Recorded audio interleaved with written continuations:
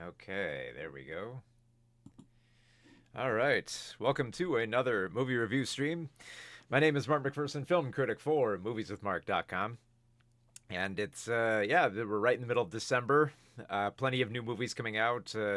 More new movies to cover. Actually, I don't know if you guys noticed, but I do actually have a new mic on this stream. I believe it's I forget the particular brand, but it's called like a Fifine, I think it's called, or like Fifine, something like that. It's a really good mic. I tested it out earlier, and yeah, because my other mic you might have been able to tell was dying, so I replaced it. So we got new movies to cover today. Obviously, we got to talk about Disney's new big film, Zootopia 2, which came out Thanksgiving weekend and has been blowing up the box office. So we're going to cover that, see how it is. And then, of course, we have the new film coming out this week, Five Nights at Freddy's 2, sequel to the video game, the movie based on the hit video game. We'll also be covering the latest film from Joaquin Trier, Sentimental Value, starring Stellan Skarsgård and Elle Fanning. And then, if we have time, we'll also try to cover a few smaller films that are worth checking out, like Left-Handed Girl, After the Hunt, and The Mastermind, all from big-name directors. This is a theme I've been kind of noticing this fall. It's like we've been getting a lot of great films. Well, not all of them are great, as you will clearly see, but a lot of films from very notable directors. So, like Left-Handed Girl is actually from a producer of a lot of Sean Baker films, and Sean Baker co-wrote it. After the Hunt is from Luca Guadagnino, and The Mastermind is from Kelly Reichardt. So we've got quite a few films, and even there's a pretty big name with Sentimental Value with Joaquin Trier, who's worked on the Worst Person in the World. So we do have a few big films coming up, and as well as like a few more films coming up. Like we have Ryan Johnson's Wake Up Dead Man, and we have Avatar Fire and Ash will be coming out in about 2 weeks.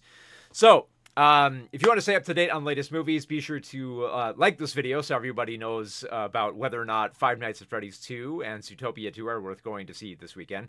But also to stay up to date on latest movies, because I have actually seen Avatar Fire and Ash. I did see it early, but the embargo is not for about 2 weeks. So when it comes out, right when the embargo is going to drop on that day, I am going to try to stream and get the review out then, because it's a very busy time of year. I have screeners piling in all over. In fact, I kind of had to limit myself to what I was going to cover on this stream, because there is so much left I have to get to in the year. Like, I haven't even gotten to like there's a new Park Chan-wook film. There's a new Julia DeCarno film.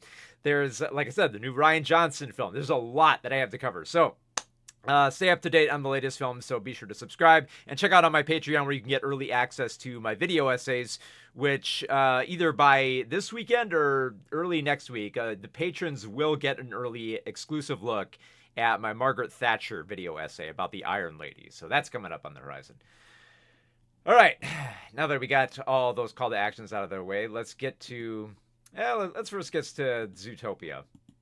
We'll save Five Nights at Freddy's just a little bit, just because I've been wanting to talk about Zootopia. It came out on Thanksgiving weekend, and I really, really wanted to get this on everyone's radar here. So let me get some water here.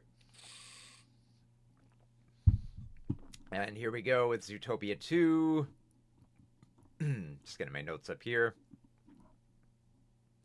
And just getting the monitor off to the side there. Okay, perfect.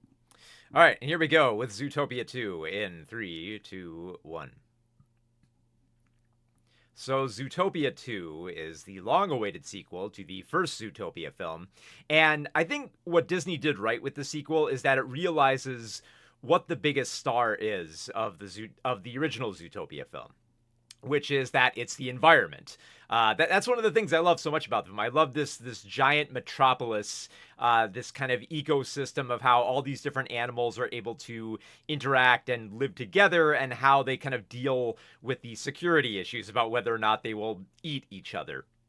But what I think the sequel does even better is that, because a big problem I noticed for a lot of people with the first film was that when you start using the framework of Zootopia with all these anthropomorphic animals who are trying to live together, and there's this stereotype among them about how, like, predators cannot live with prey, you immediately run into some problems when you try to stage an allegory about race relations through speciesism.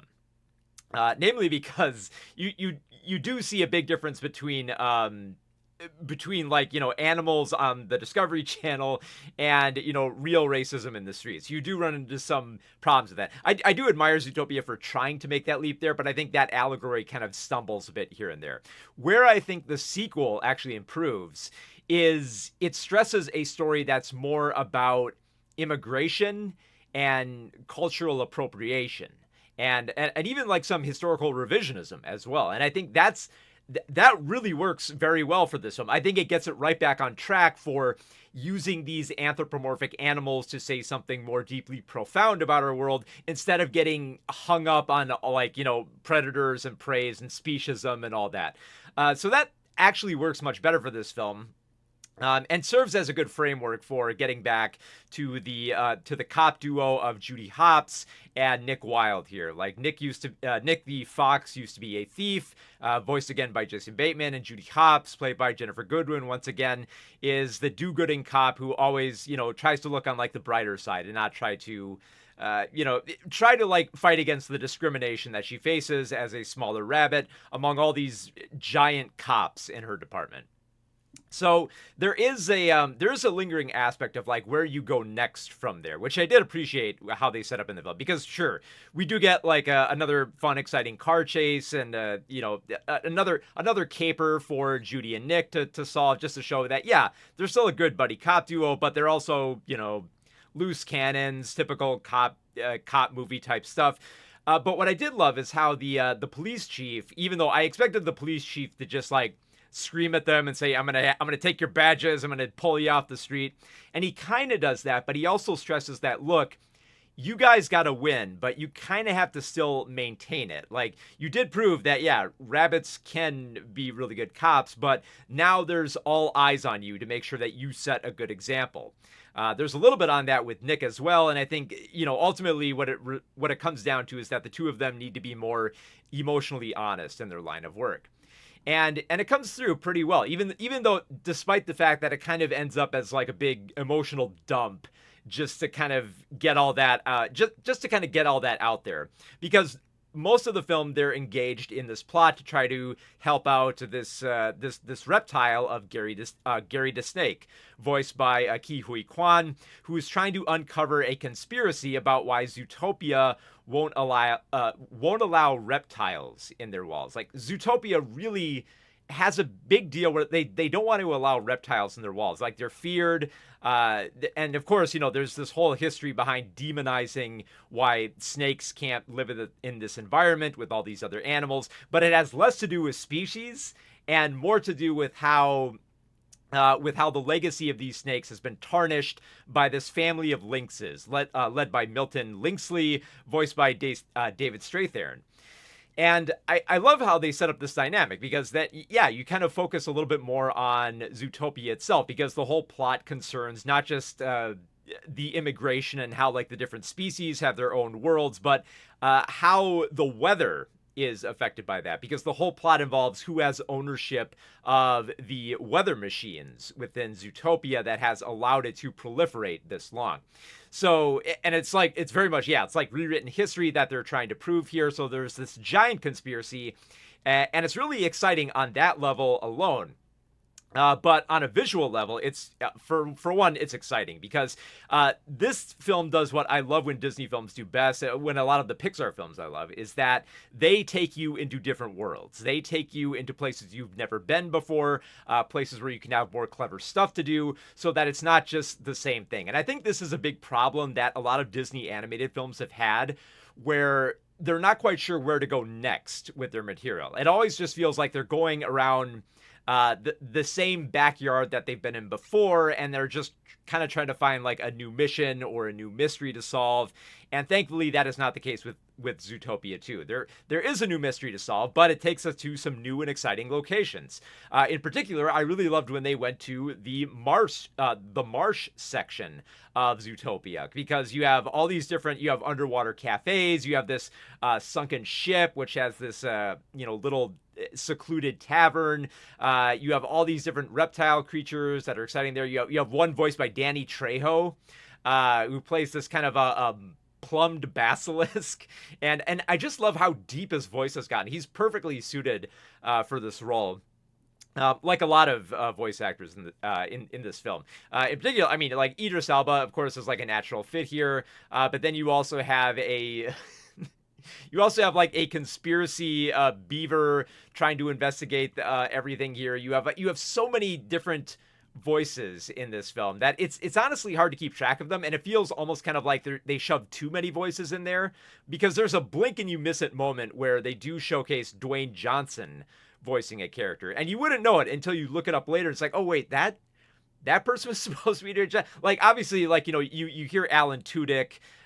You hear his voice in the film, you could recognize him instantly, but then you have like a few ones you don't expect here. Like, in particular, the beaver I was mentioning, it was called Nibbles Maple Stick, which I love the fun pun. I love how they're willing to embrace the fun pun names here with like Gary the Snake and Nibbles Maple Stick. It's like it's ridiculous, but you know what? It's a, you know, I'm fine with it. Like, there's enough cleverness here that they can have their fun little pun names here. And Nibbles is voiced by Fortune Feimster. I think I'm pronouncing that. Yeah, Fortune Feimster.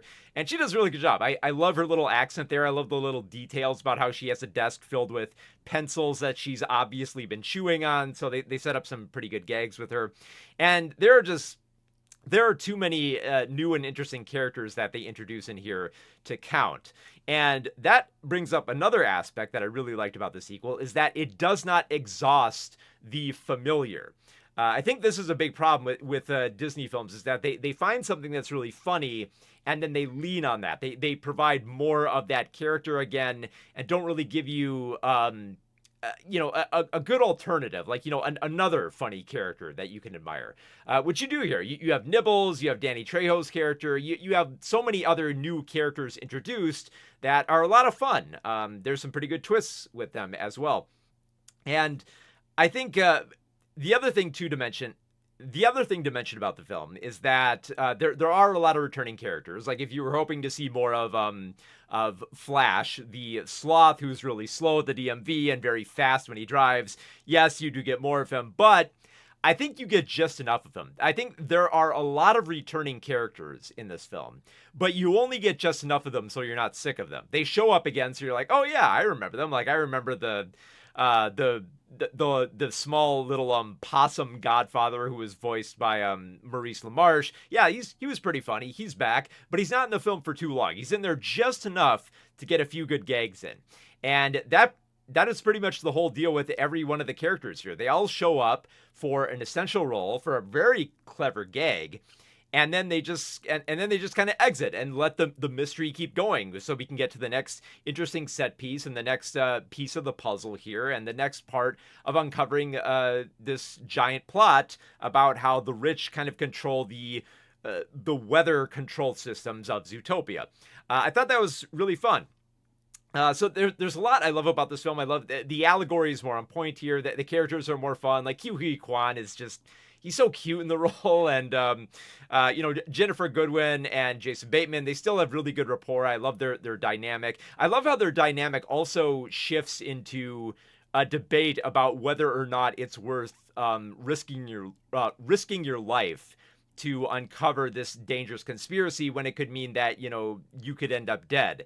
And Judy is essentially trying to argue, yes, it is worth it, while Nick is very, you know, standoffish, he seems very casual, but when he has to, like, stick his own neck out, he's not willing to do it. So there is a very personal, emotional drive for these two that I think makes the mystery all the more exciting as it goes along, in addition to exploring all the fun little aspects of this world. Like, I think there's like a Burning Man concert and they called it Burning Mammal or something like that. All these fun little bits here. And even like the smaller like pop culture references here, like there is a pop culture reference to a Pixar movie and one very overt reference to The Shining towards the end of the film. I feel like the film kind of earns those references because so much else in the film is clever without having to rely on a lot of past Disney films or pop culture in general, that it feels more like sprinkles rather than, you know, the main course here. Because I really did feel for Gary and the reptiles who want to assert their place in Zootopia. I think the allegory is very much on point here, so that so that parents can very much appreciate the great storytelling here, but also give the family something, you know, mentally to munch on when they leave the theater. So it's not just like mindless entertainment here. It actually is, you know, a story that is talking about something that's very relevant and important and told perfectly through an allegory where you could apply it to several aspects in life instead of getting hung up on, you know, a sloth really shouldn't be at the DMV. That doesn't make sense for a species. I've actually seen a review complain about this. So thankfully, that aspect is gone. And I think that actually makes me love Zootopia 2 more than the first Zootopia film, because there's more to do, there's more to explore, there's more colorful characters, there's better gags, there's greater emotional depth, and just a lot of thought put into everything. Like, there's as much thought put into this conspiracy and how the animals of Zootopia interact with each other as there is in the elaborate tube system about how water-based animals can get around on land. They've thought of just about everything in this film to make it just work and to engage you and just be just overflowing. The film is just overflowing with cleverness, you know, and, you know, credit to director Jared Bush and Brian Howard with Bush writing the script again. They have put a lot of effort into making sure that there's a lot of detail in this film, in both the environment, in the characters, and the story in general. So yeah, I was thoroughly impressed with how much I loved Zootopia 2, and I already really liked the first Zootopia film, but I think with this sequel, they've actually kind of focused in on what are the strengths of this anthropomorphic environment and how to explore it in a more interesting and clever way. Because I know I'm making it sound like the film is very heavy with its talk of of immigration and cultural appropriation, but ultimately the film is just, it's still fun. Like, there's still great gags, it's still wondrous to look at its environment, it's still a very fun film. It's just it actually has some brains to it as well. It's not just like, you know, mindless escapism. There is something more to it, and I think that's what's been missing from a lot of these Disney films that get shoved out at Thanksgiving, is that they always just feel like they're trying to recapture something that isn't quite there. And Zootopia 2 actually feels like it's building on something from the first film instead of just finding busy work for all these familiar and colorful characters. So yeah, I love the hell out of Zootopia 2 way more than the first Zootopia.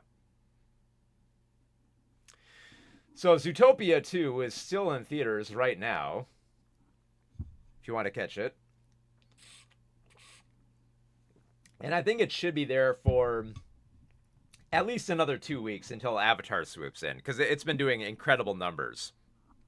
And I'm very happy that it's been doing good numbers, because then Disney could probably look at, what did they do right with Zootopia 2 as opposed to Moana 2 or Ralph Breaks the Internet or that alien one, the strange planet or something like that from a few years back. Like, I hope they take good lessons from it, because it is a very fantastic film. We'll read from some of the chat here before we get to Five Nights at Freddy's. Zootopia 2, Dalbert says, Zootopia 2 twist villain is so much better at the building up of the twist and much more intimidating than the first Zootopia, which I felt like by the time the twist was revealed, Zootopia is almost over. Yeah, I mean, and the thing is, like, you could kind of, I'm not going to reveal it here, but you can pretty much see where the twist is coming if you put the pieces together. But I think there's enough going on, and I think the benefit is there are a lot of characters where it's not 100% clear who is going to be twisting and betraying. I would say that is probably the a familiar story beat from the first film, like, because the first film did have a twist about who was really involved with it, and of course it's someone in power, and it very much is the case here with Zootopia 2. It's not Milton Linksley, but it is pretty much who you think it is. The more the film goes along, with who is trying to cover their tracks, which they do a good job. I think that really good credit to the film for setting that up. So yeah, it's a pretty good mystery. Dalbert continues, someone who wasn't the biggest fan of the first Zootopia, not to say it's a bad movie. It's a solid movie, but Zootopia 2 is pretty much an upgrade in every aspect, hence I love the movie. Yeah, for sure. In fact, that's why I brought up like the speciesism, because I think a lot of people really do hate the film on that level, that I could say, if you hated that aspect, you're probably going to like Zootopia 2, because they don't bring it up and they make the allegory more on point. It's not distracting and it's not complicated from everything else. Like it's a firm allegory that won't make you get hung up on the details. So yeah, I'm 100% in agreement with you there. It's the Fizz said, convinced Dwayne's cameo was originally a Wilhelm insert, but Dwayne's downbeat Disney into giving him a part as a means of cross-promote live action Moana. Probably. I get the feeling that they probably had access to him for a little bit and said, could you do this? Because there's a lot of, here, let's just go over some of like the voices they added here. Say they have Andy Samberg. They have Shakira again. Oh shoot, I forgot to mention Patrick Warburton as Wind Dancer, the cocky mayor, which they used just enough of him in that film. I thought I was going to get tired of him, and I thought he was going to be a very predictable character, but he wasn't. He was a lot of fun for the time he was on screen. I really enjoyed Warburton's performance in that film. Who else? We have Danny Trejo, Nick Torrance, Bonnie Hunt, Dan Lake, Dave Fine, Roman Reigns is in this, and CM. Oh, that's right, the Zebros. I forgot. That's right. Yeah, there's so many characters. What? 70 Beatrice. Jean Reno? He was it. Oh, right, the goats. Yeah. Alan Tudyk, I saw a few more there. What else we have? Macaulay Culkin, Brenda Song, Maurice LaMarche, but he's in everything. Tommy Chong as the Yak again. I was surprised they brought him back for that, Tig Notaro, Nick Giovanni. Who else here? Bob Iger was this. Bob Tiger. Yep. Ed Sheeran, Jared Bush, and Brian Howard had little cameos. I saw that. June Squibb, Celia Strong, Michael J. Fox. Oh, that's right. He was the Fox prisoner. Wow. I forgot about Michael J. Fox. See, this is why it's fun to just go through all these credits here. I'm surprised that because like they do the same thing at the end of Zootopia 2 that they did at the end of the first film, which is that they show all the characters who are voiced by the actors. I'm surprised they didn't make that go on longer. They showed enough, but I wish they kept going even further with that. They came close with how much they showed. So let's see. Little Maple Pan says, "Can I hate watch Zootopia 2? Be a little weird. I mean, the film was fine. Was not expecting them to go so hard with the Shining references. I mean, it's the reference they go for with the Shining is probably like the most family-friendly one you could use. So, I don't know how much of a spoiler is going to be for anybody. It's the maze scene. It's the scene where where Jack's stumbling through the maze. They pretty overtly make that reference, and you know what? At that point, that's in like the very end of like the third act of the film. And by that point, I'm just like, you know what? This film has been very clever throughout. Sure. A Shining reference. Why not? The film's earned it. Why not? So I was kind of like, okay, you've been working hard. You deserve some fun little sequence like this. It's the Fizz with Dan Talbert says, still insane to me that it's only 10 years later and they're already making a live-action movie with the original movie's animation. Hasn't aged in a bit. Gorgeous movie. Yes, especially, a lot of those Disney films, they do put a lot of work into with, like, polishing them. Yeah, it's strange to think that, next year Moana is going to be, like, 10 years old. And it still looks beautiful. Yeah. Let's see here. It's the Fizz says lynxes have a right to defend themselves. I mean, lynxes are weird. Like I don't know if you've ever seen a video of lynxes when they're shouting at each other. It is bizarre. Like I could imagine lynxes being assholes like that. It's a good. I was almost surprised that they didn't have the character, because they do get into some fights in the film. I was surprised they didn't make all the Lynx characters make those weird sounds, because I think that would have been a lot more a lot of fun. It would have been like another clever touch in a film that's already pretty clever, but still, I would have liked that. Dan Tauber says, love that Zootopia 2 is teaching kids things like propaganda and how minorities can be used as scapegoats without feeling like lip service or surface level coverage. Yeah, very, very important stuff. Yeah, it's that's why I love the film so much. Like, yeah, visually it's great, but when you actually dig down into the story and the writing and the allegory, like, yeah, there's some real meat there that kids can take with them, and watch how the kids of this generation react to Zootopia 2 about 10 years from now, because they're going to come back to this film and be like, holy shit, this film was talking about immigration, it was talking about propaganda, it was talking about scapegoating minorities and cultural appropriation and historical revisionism. This film kicked ass. It was doing more than we thought. And then there'll be old folks like us who are saying, yep, that's what it was doing. We told you. Let's see. From see, I'm predicting this right. From Roll JVP says Judy's commitment to altruistic actions demonstrates a yogistic mentality. Actually, yeah, kind of does. I do think that's kind of funny though. How they could have played up with that. They could have played that up a little bit with the cleverness and how Nick lives below a gym. That I think could have been interesting with how, like, if you showed like Judy kind of embracing like yoga at like the gym and then coming down to visit Nick. I think that would have been cool. But again, it's a clever joke. It's like it's an elephant gym right above Nick's place to showcase how he lives in kind of a place that's not all that stable. So I kind of like that. Frank says Sentimental Value is such a good movie, in my opinion. It is. It very much is. And I will get to covering that. I cover commercial films, but I also cover smaller films. So we will get to Joaquin Trier's film later in this stream, which is a very good film. I mean, I doubt I have to tell you, it's from the guy who made the Worst Person in the World. It's got Stellan Skarsgård. It's got Elle Fanning, and it has Ravine. What's the name?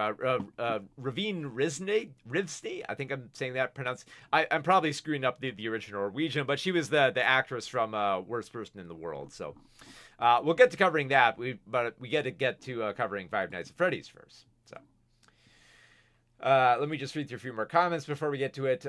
From Vovraxis says, Zootopia 2 is hardly my favorite animated film of the year, but it was still a lot better than I expected, and even when the humor wasn't working for me, I still appreciated it as creative. It was. Yeah, I think even if the world itself and the humor is not engaging you as much, there is a clever aspect to the film where you do have to kind of acknowledge that.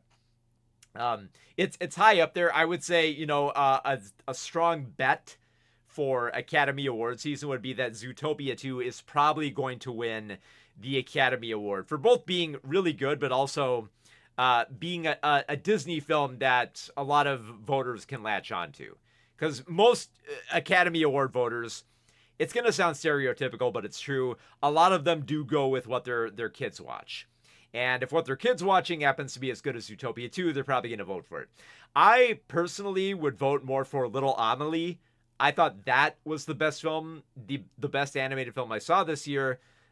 It might be SpongeBob later, but probably not. If Paramount did have faith in SpongeBob, they would have released it a little bit earlier, and I get the feeling it probably won't. But yeah, Little Amelie is my top choice for the best animated film of the year, and it probably will get nominated. I mean, there is like two other anime films I think have a chance, like Demon Slayer, the movie has been kind of pushing. I doubt it will get in, but it's been pushing a lot for the for your consideration campaigns.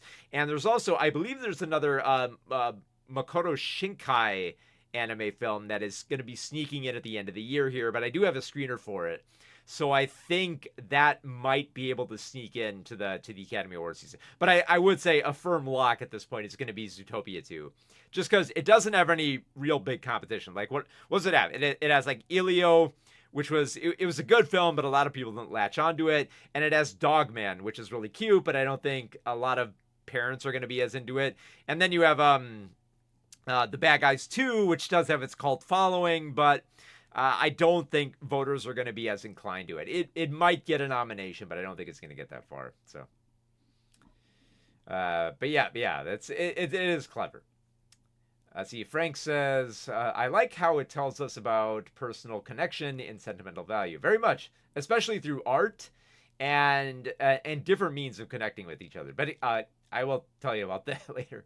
Mr. Amlin says, yeah, I'm not too interested in the FNAF series. Scott is the worst at show not tell storytelling. Yeah, I think I saw your comment earlier. And that very much is the case. Which is saying something, given that this next film is one that he has written himself without any help. Although, I don't know how much they're willing to reveal it, but usually if you have script doctors on a film, they tend not to get mentioned. So chances are Scott might have had other writers trying to help him, and then they just dropped off. So it depends. Prime MC Manus says, I wasn't exactly excited to see Zootopia 2, but I was surprised by how much I enjoyed it. It does some typical Disney stuff I hate, but then going for a more class warfare story was nice. Yeah, it's a good allegory. You know, if it's good, it's good. Yeah, you got to mention that. Yeah, I don't like Disney's practices sometimes. I don't like how they try to if they stumble with their allegories or representation, which they do often, and it comes off as hollow, but they actually made this film work. And I guess credit to the two directors for making it work again. See, what did you guys think of FNAF 2? I haven't seen it yet. We are just about to get to it. I'm just going to read through these last comments here, and then I'm going to get right into the review. Variety has predicted Little Amelie to win Best Animated Feature, which I would love, but seems deeply unlikely to me. I think Variety is probably saying that just because Flow, film I got right there, that won the Academy Award from last year, won. So a lot of people are thinking, oh, well, international animation has a better chance. And I think that might be a little bit too presumptuous because just because of the voters, and it was a little bit of slim pickings last year that Flow could sneak in there and win that award with ease. But it would be nice. I would love to see Little Amelie take home that award.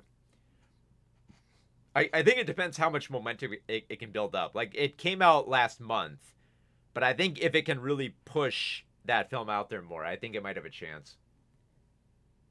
The problem is, I think it's a little bit tougher to sell because most people, there was kind of like a grassroots effort for Flow that made it more engaging with like the critic community. And I don't think there's that same level with Little Amelie, at least from what I've seen. Now, I hope I'm wrong. I hope within like the next month that that G-Kids really tries to push it, but hopefully. Let's see. Have you seen No Other Choice? I have not. I do have the screener. I am going to watch it. I gotta watch me some Park Chan-wook, but there's so many other films I gotta get to. But I will get to it. I promise I will reveal it. Let's see here. I will read one more and then I'll get into the FNAF review. I think Zootopia 2 was okay. This is from Andia. I think Zootopia 2 was okay. It's slightly better than the first. I haven't seen the second Five Nights at Freddy's movie, and I'm not really interested in seeing it. Well, I mean, it's coming out this evening, so you wouldn't. So I guess that's a good lead-in. So let's get my notes up here for Five Nights at Freddy's.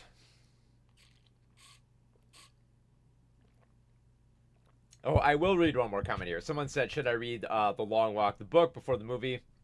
Well, I didn't read the book, but I really did love the books. I would say, if you don't have access to it yet, yeah, sure, read the book. The book was really good. I was surprised. Yeah, I was surprised how much ground the movie covered with the book. So I'd definitely do both. It's just like whichever you have the easiest access to, which is probably going to be the book. So, all right, let me get the screen up here for Five Nights at Freddy's, and here we go. In 3, 2, 1. So Five Nights at Freddy's 2 is the sequel to the first Five Nights at Freddy's film based on the popular video game. And I will say this about the sequel. The best thing to say about it is that it is much more functional than the first film. Because there are like aspects of the film that, you know, even though it still has all the same problems, like it's a messy mash of video game lore and sloppy logic and uninteresting characters, but there are moments where it almost finds that kind of that spooky groove of a horror film about haunted robots. There are a few scenes in there where I was kind of surprised, like, okay, you know, they're getting a little bit closer to making me a little bit more engaged with Five Nights at Freddy's. But it's few and far between, because for every fairly good scare or well-edited nightmare sequence there is in the film, there are at least 2 other scenes in the light of just characters I don't care about, with dialogue that is terrible, and so many inconsistencies in the tone and story that just kept taking me out of the film.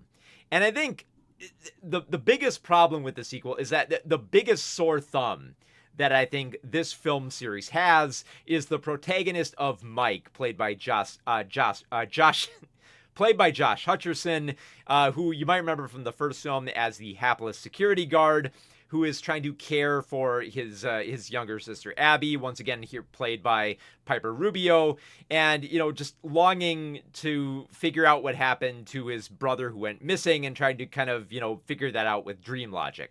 It feels like with the sequel, they kind of removed all the interesting aspects of Mike, because Mike was not that interesting of a character to begin with, but he did have some components to him that I did find interesting. Like I loved the backstory about how his brother went missing. I loved how he would lose his temper about trying to defend children. I thought those were interesting aspects, but I don't think the first film, played with those elements well and just kind of made him more of a passenger in that story instead of a participant. And Five Nights at Freddy's 2 is very much the same way. Mike still feels like he's so distant from it. It just feels like he's on a roller coaster here. He's not meant to interact with anything. He doesn't get to do as much. Even when the film does find something for Mike to do with solving the new mystery of Freddy Fazbear Pizza, they kind of like prevent him from having any more development than that, because there's one scene where he's given a phone number to call to figure out the truth about what's happened with like the 1980s history of Freddy Fazbear Pizza, and he does call that number and he does figure out some juicy details off screen. The one scene where it felt like Mike would have been like a really good sleuth in this film is kept entirely off screen in what I imagine is either a deleted scene or as a little Easter egg where you personally have to call the number and you can hear what Mike hears, which I really hope that's not the case here. I'm not going to call that number to figure it out. But Mike is trying to recover after the events of the first Five Nights at Freddy's film. Abby is still trying to get over. She still hasn't gotten over the robots. She still views them as her friends, even though they were kind of murderous to all the intruders of Five Nights at Freddy's. But she, even though they were all pretty murderous to the intruders at Freddy Fazbear Pizza, but, you know, Abby still has a soft spot for the robots that helped her build a fort one night, so she wants to get back there. And I can kind of understand why she would still be obsessed. You know, she's a little kid. You know, a lot of kids are obsessed with Five Nights at Freddy's. I get that aspect of her character, and I thought that was believable. What was less believable was how Mike and the returning character of Vanessa, played by Elizabeth Lally, who is the daughter of William Afton and still hasn't gotten over that her dark past with her father.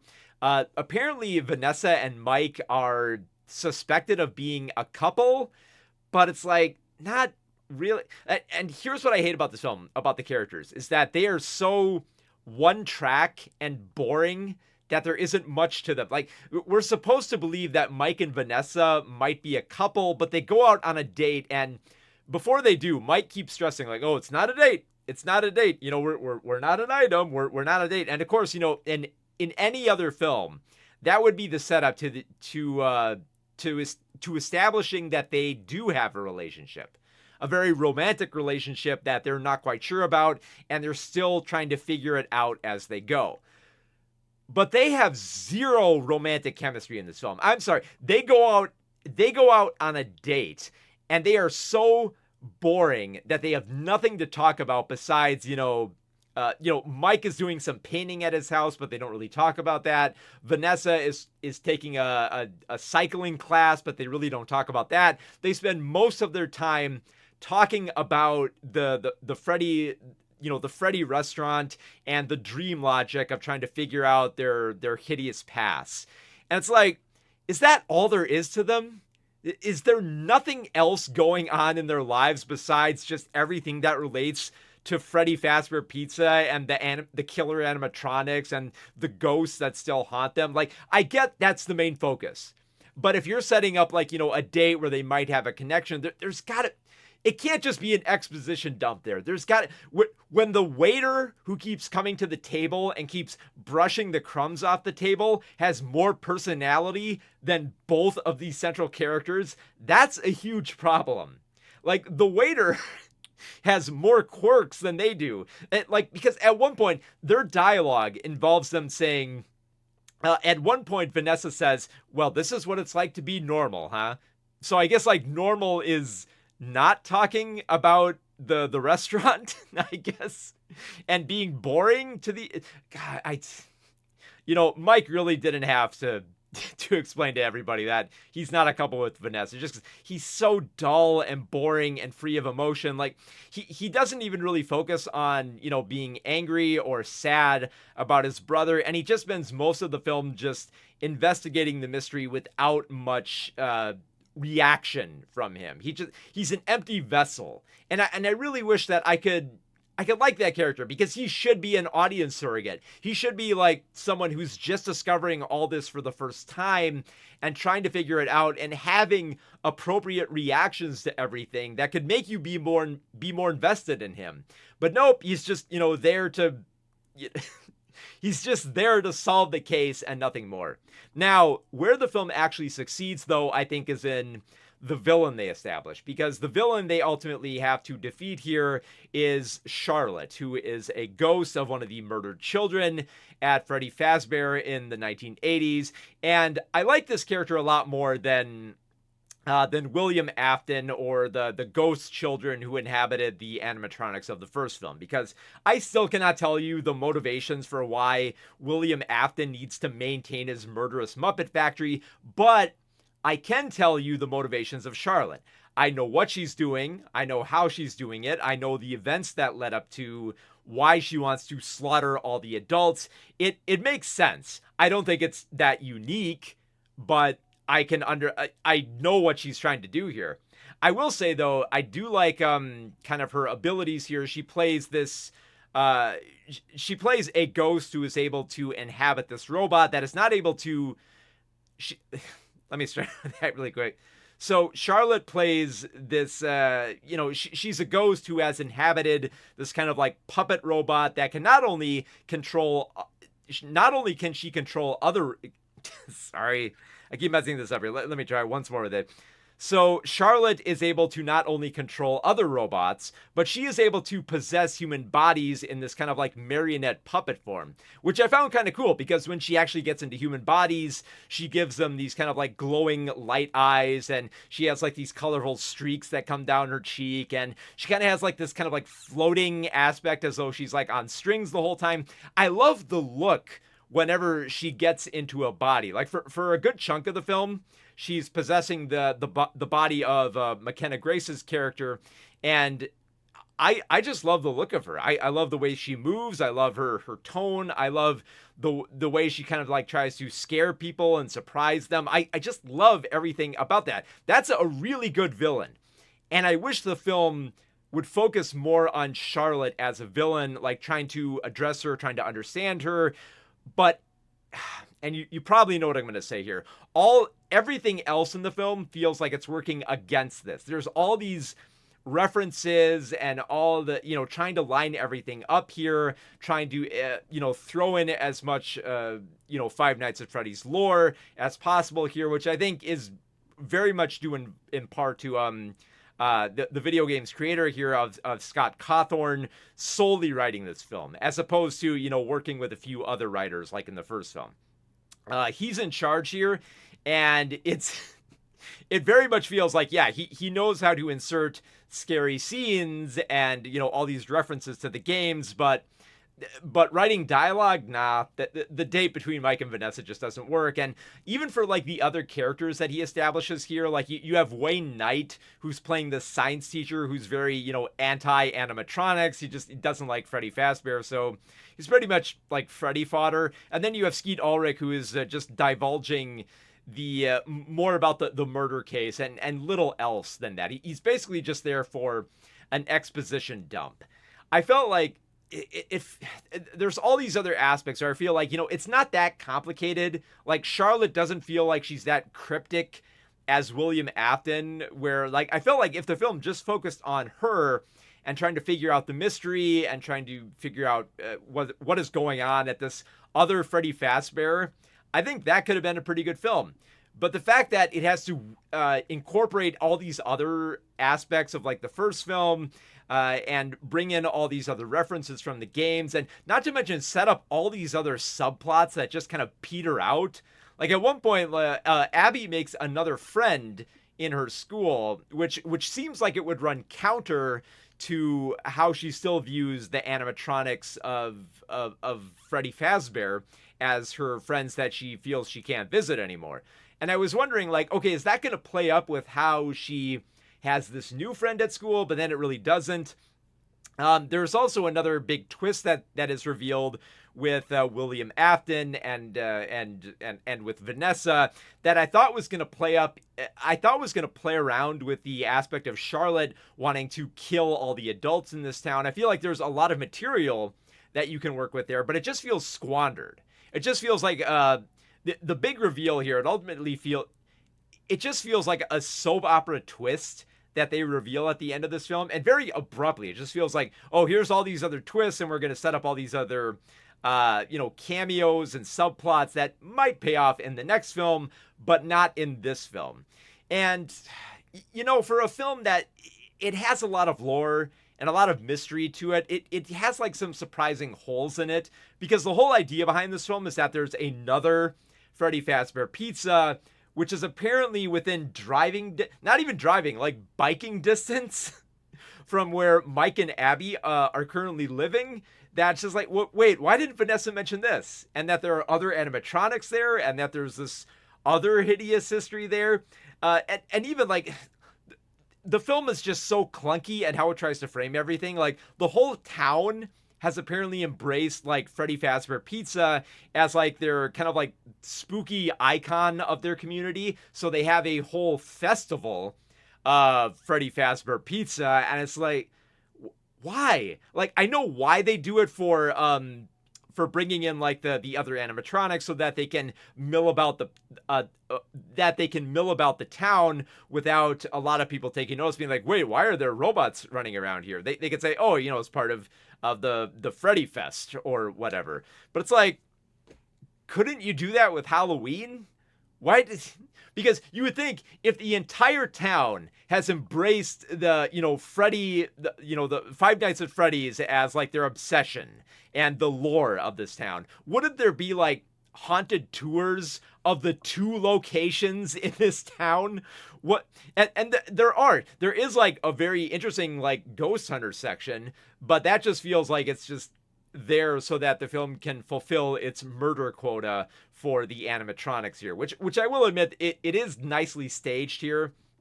And that's probably the best thing I can say about the film, is that it does have some very spooky scenes that are staged here. I love the whole idea of the ghost hunters going into Freddy Fazbear and ultimately getting murdered there. I thought that was very well set up. It has some decent frights and some unexpected twists that go along with it. I thought that was a pretty cool sequence. I also really love the nightmare sequence where Vanessa is still hallucinating visions of William Afton, once again played by Matthew Lillard. I thought that was really cool, and I was interested to see where that was going to go. It goes nowhere. It might be setting up something for the next film, but it's just like, oh, here's a little weird sequence with some spooky imagery and a few cameos of stuff from the games, and then it's gone. On to the next like spooky scene, which may or may not be building momentum here. Now, I know that a big draw of the film is going to be, are there references to the games? And yes, there are plenty of those. Like, if you are going into the film with that laundry list of stuff it's going to mention from the games, yeah, even though I have not played all the games, I can tell you, yes, there are a few references. There is one sequence in the film that does feel like it is trying to directly replicate the gameplay of one of the Five Nights at Freddy's games, which I thought the first film would do. I thought the first film would kind of like lean into, keeping an eye on the security cameras and making sure that, the animatronic monsters don't try to kill you. That's a good idea for like maybe like a short film. And they do incorporate that into the film here, but it kind of feels like too little too late, and they kind of don't even set it up in like an interesting way where it's like a character. They do set up all the plot elements for Mike to be engaged in that sequence, but they don't really provide it in they don't really set it up in an organic way. They just kind of like shove him in there, and he just kind of like naturally kind of figures out the components of the Five Nights at Freddy's games from there. So it was so hard. I like this film more than the first Five Nights at Freddy's film, but that's only because there's a few more sequences that are pretty good and they get closer to becoming the horror film that I think this movie is trying to be. It is almost there, but it always feels held back, not just by references, but also, attempts at levity that just fall flat. Like, there's a lot of lukewarm punchlines in this film with funny lines that could be funny in a vacuum, but they're just jarring the way that they're delivered in this film. Like, at one point, like, there's supposed to be a humorous line where somebody just kind of views Mike as being a little bit rude. And she just says, like, oh, what an asshole. It's like, really? Mike, this dull as dishwater, emotion-free guy who barely reacts to anything, that guy's an asshole? Like, yeah, I get it. It's funny to call people assholes, but it's like, Mike's not an asshole. He's the dullest person in this film. How could you view him like that? Not to mention that I won't spoil it, but there is one returning character who has this one punchline, which is made to make you. It's made to make you go, oh, I recognize that character. He was from the first film. But then you think about the punchline for 1 minute, and you're just like, wait, why would the character say that in this moment here? And I think that it speaks to how detached this film is from feeling like an actual horror film and not just like a smattering of video game references with a little bit, some attempts at levity here and there in between all of the spooky stuff. And then just forgetting about subplots as it goes along. So, I really wish I could like this film. I do like it more than the first film, but the first film was just a mess of, a lot of elements that really didn't work here. And the sequel, it is making improvements. There is stuff that works here, but it feels like, it's just another video game film that feels like less of a coherent narrative and just more like a rattling of references to please gamers who come in with their franchise laundry list, where basically where a circus baby cameo will trump, compelling characters or a consistent tone, because the film just never finds its groove. Like, there are sparks of brilliance here and there, but it just never quite comes together. And instead of making all of that pay off, it just kind of ends abruptly and then just throws in like an Easter egg for the next film. So yeah, I was really disappointed in Five Nights at Freddy's 2. I wasn't as dismayed with the first film. There's clearly some potential here, but it's still it still feels like it's being squandered for just, adhering as closely to the games and just trying and failing to make compelling characters. Like, the robot characters, they look good. The visual effects are pretty neat. And there's some okay kills and, some setups, some spooky settings and some spooky murders. All that stuff is okay. But I really did not care about any of the characters here, especially when they're trapped in this story that has so many plot holes and inconsistencies, and it's just built more for just referencing everything that fans know and just not really giving them anything else. Like, I've said this before, but I think it bears repeating here. A good film might give fans what they want, but a great film will give fans something they never knew they wanted. And I don't think that's what's being done here with Five Nights at Freddy's 2. I feel like it's just giving, and maybe this is just my perspective as someone who wasn't really a big fan of Five Nights at Freddy's, but it just feels like it's giving the fans all like all of the references and the lore dumps and the ambiguity meant for, more YouTube theory videos, and not really making a cohesive film there. And I understand, like, a lot of people will probably like that aspect of the ambiguity and how it sets up and how it will set up different theories and give you more to munch on. But, respectfully, this is not like a David Lynch film or a Panos Cosmatos film where there's all these other, components to consider and, to debate on in the mind. It's just a mess of story elements that kind of peter out or don't pay off or are not as fulfilling or not as clever. And it's just leaving it up to the viewer to try to, like, put all the pieces together. It feels less like a contemplation of a film that is trying to say a lot and more of just like a shattered machine or puzzles where you have to put all the pieces together, even if a lot of the pieces are missing and not quite there. So, yeah, Five Nights at Freddy's 2, it's better than the first film, but the first film is just a mess. And it's more of a mess, but a little bit more coherent here and there. So Five Nights at Freddy's will be playing in theaters this weekend, should you want to check it out.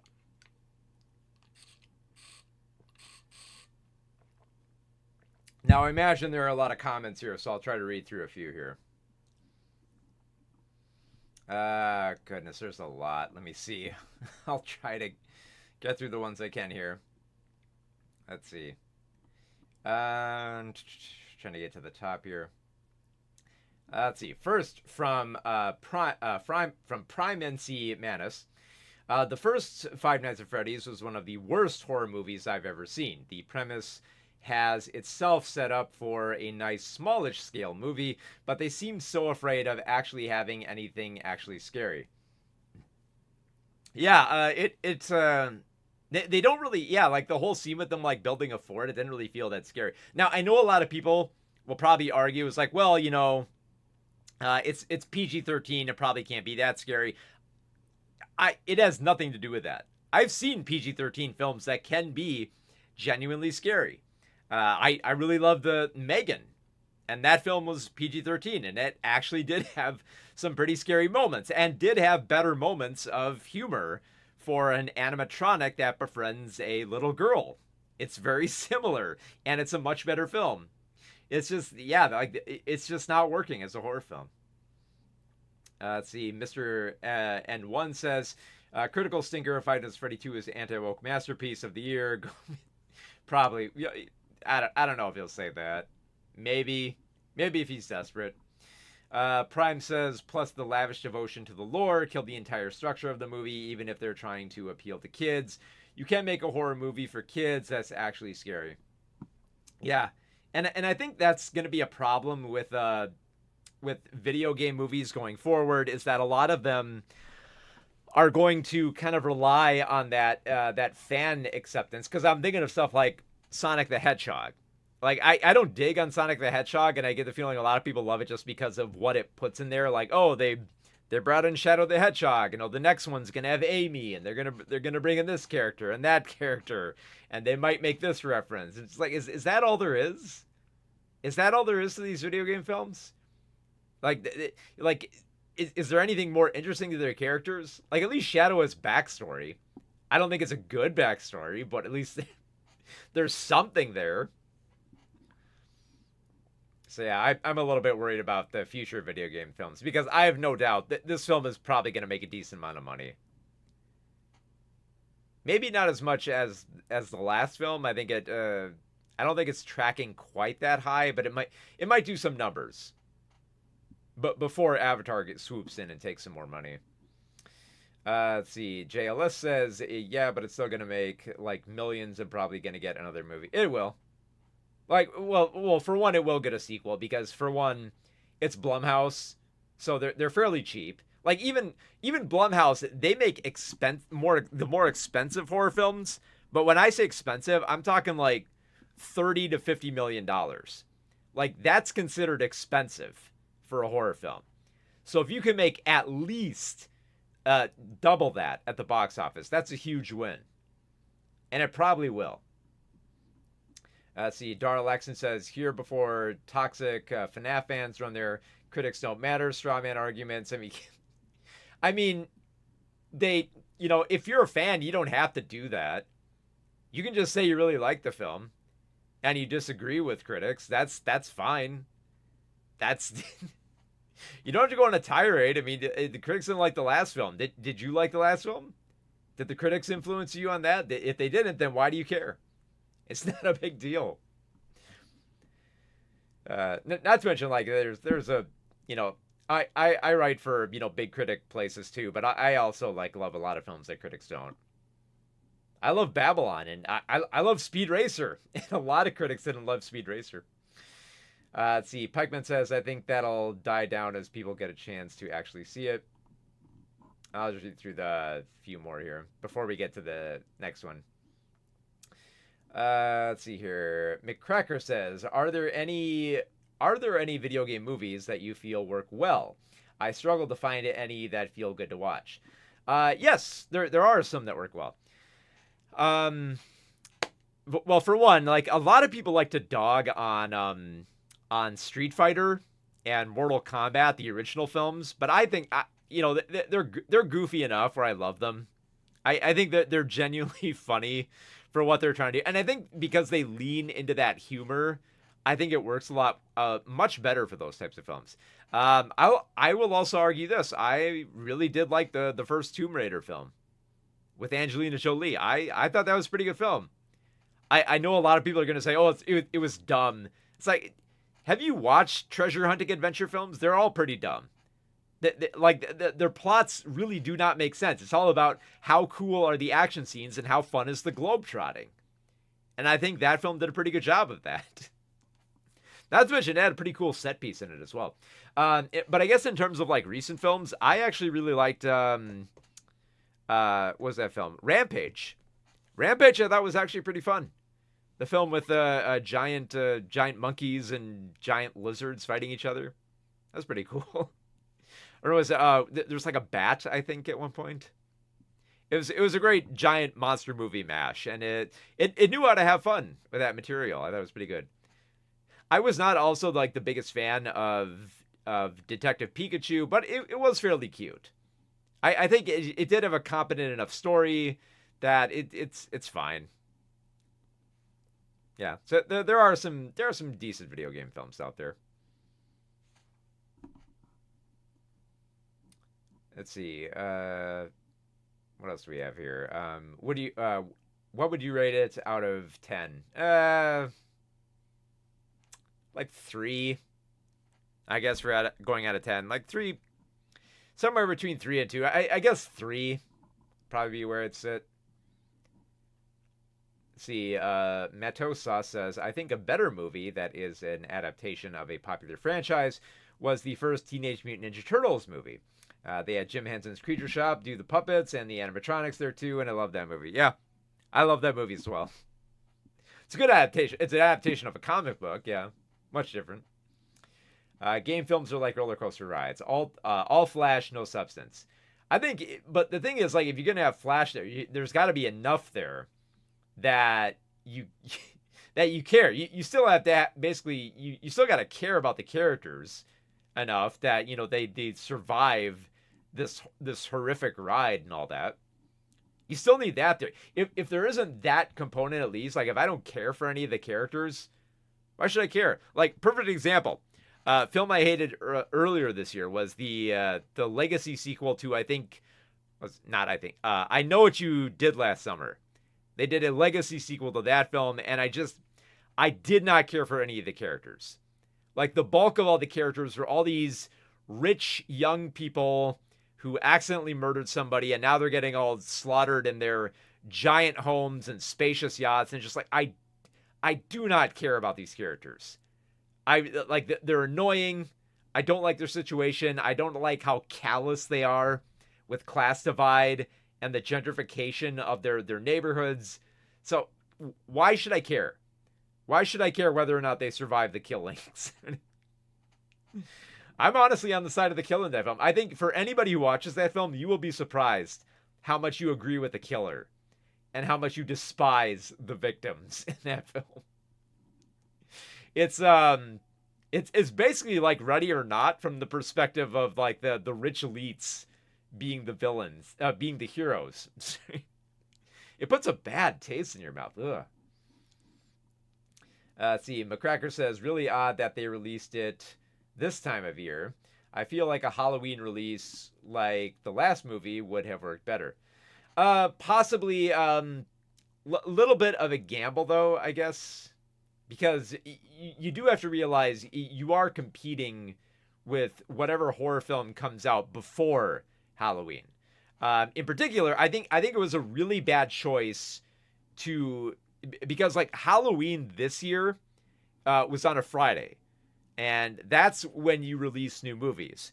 And I think that is like historically the years where we have movies release on that date when Halloween was on a Friday. They have done horribly well. I mean, like, they've done horrible in that slot. Because think about it. Well, for one, Five Nights at Freddy's is meant to appeal to younger audiences. It's PG-13, so you're going to get a lot of youth who are going to come to this film. Now, if the youth have to choose between this film or going out trick-or-treating on that Friday night, they are probably going to go out trick-or-treating. So yeah, it's a bad idea for the film to debut amid Halloween. It would also be a bad idea to debut it amid November. You know, you had Wicked 2 cleaning up box office. You had Zootopia 2 cleaning up box office. Terrible month to release stuff like that. So yeah, it made sense for them to go with this December, because otherwise you'd have to hold it back till next year. Or you would have to release it earlier in October, which is a really bad time because then you have other horror films to compete with, as well as some unexpected films that might slip in there. So, yeah. But Black Phone 2 is coming out that month too, yeah. Yeah, you don't want two Blumhouse films that close together. Like, I think even like Disney's kind of risking it by having Zootopia 2 debut so close to Avatar 3.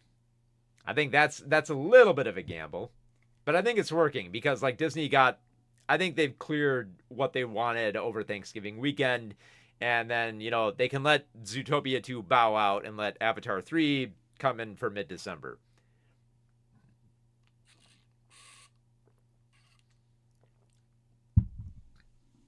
Let's see. JLS says, me personally, I'm just going to watch it on a weekend and just come up with a review myself.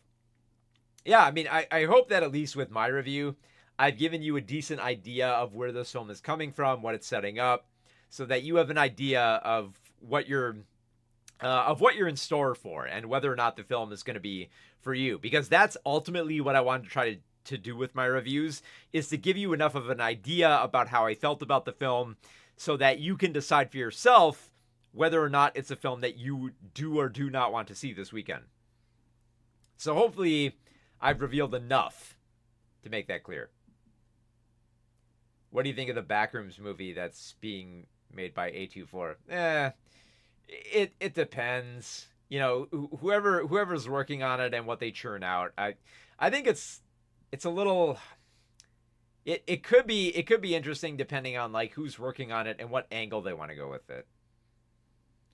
Mando says the FNAF games had great visuals and the movie has good sets and puppets, but it's also so bland. Other than that, yeah. I will give I will give the sequel this. They did something I did not expect them to do in the film, which is that there was one aspect of the first film that bothered me, which was that the animatronics, which I believe were made by like the Jim Henson shop, they were so elaborate that I thought, they're going to be way too delicate with these things. Because like at one point in the film, Mike picks up a chair and he's about to smash it on one of them. And my first thought when he picked up that chair is, there is no way they're going to show him smacking that chair on these things. They have put way too much work into these costumes that there is no way he's going to smack him with that chair. And sure enough, he didn't. It's like I've never been more disappointed to be right about that speculation in the film. And thankfully, in Five Nights at Freddy's 2, they actually do kind of brutalize some of these. And I think that helps that some of them are they're already kind of damaged, and they want to kind of like lean into that and show some destruction of them. So I do give the film credit there. That's one good thing that the film does. It does kind of rip apart these animatronics, which I wanted to see. I wanted to see them get all mangled and, torn apart and look more horrific, That's kind of stuff you want in a horror film with robots. You want to see that aspect. Like the first Megan film did that beautifully. The way that they, kind of like tore off her skin and showed her exoskeleton and her creepy eyes and her metal joints and everything moving around. Like that's the cool stuff. You want that stuff like in the first Terminator film where all like the skin melts off and it's all creepy like robot designs. Like that's the cool stuff. I want more of that in a film like this, Because I know some people argue like, well, you're not judging the film on what it's trying to do.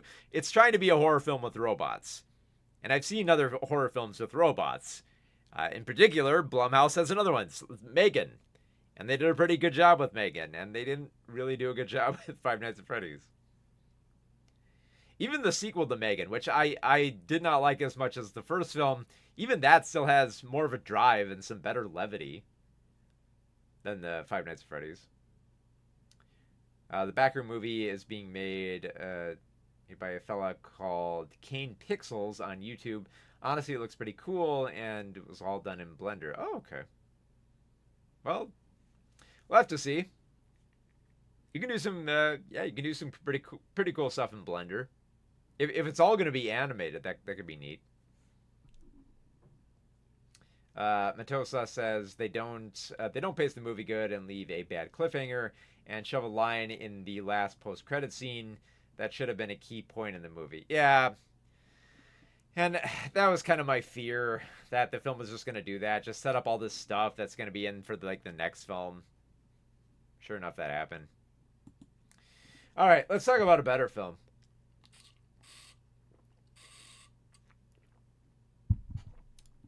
Oh, whoa. That's not what I wanted. Shoot.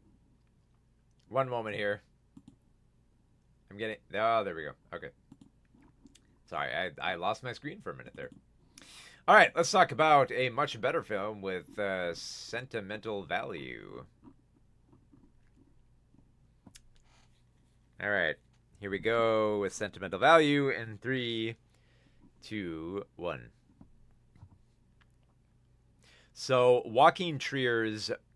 Fuck. Sorry, I screwed that up. One more time here. Once more from the top. 3, 2, 1.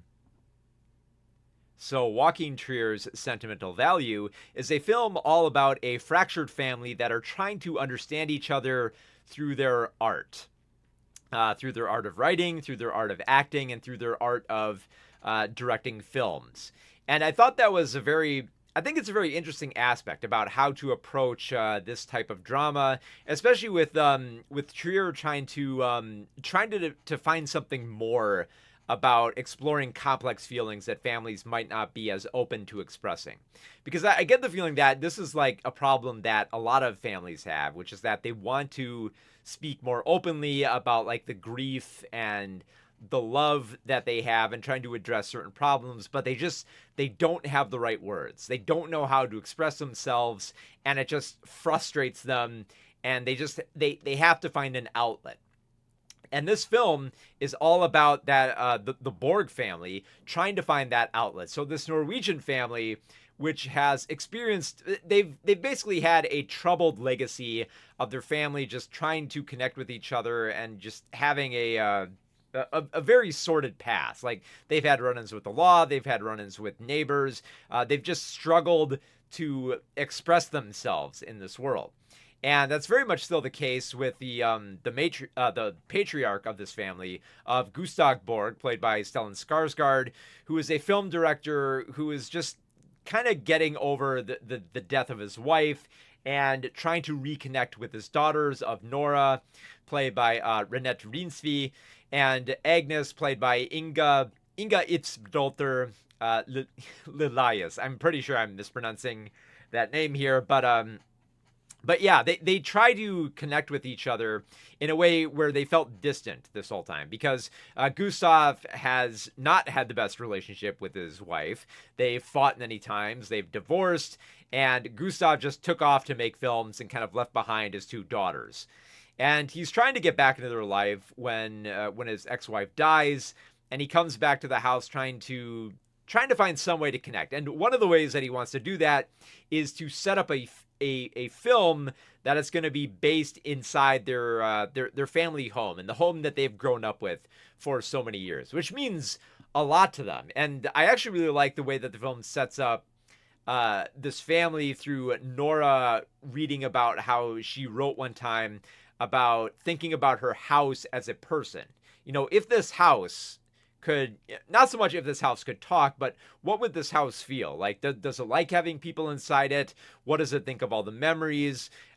Does it feel like the heartbreak and the anger that goes on, that echoes through the many pipes in this establishment? Like, what is it? And it's essentially, it sounds like it's trying to be a little like weird and quirky, but it's mostly just Nora trying to better understand a family that doesn't want to address each other directly. They have to express themselves through art in some way.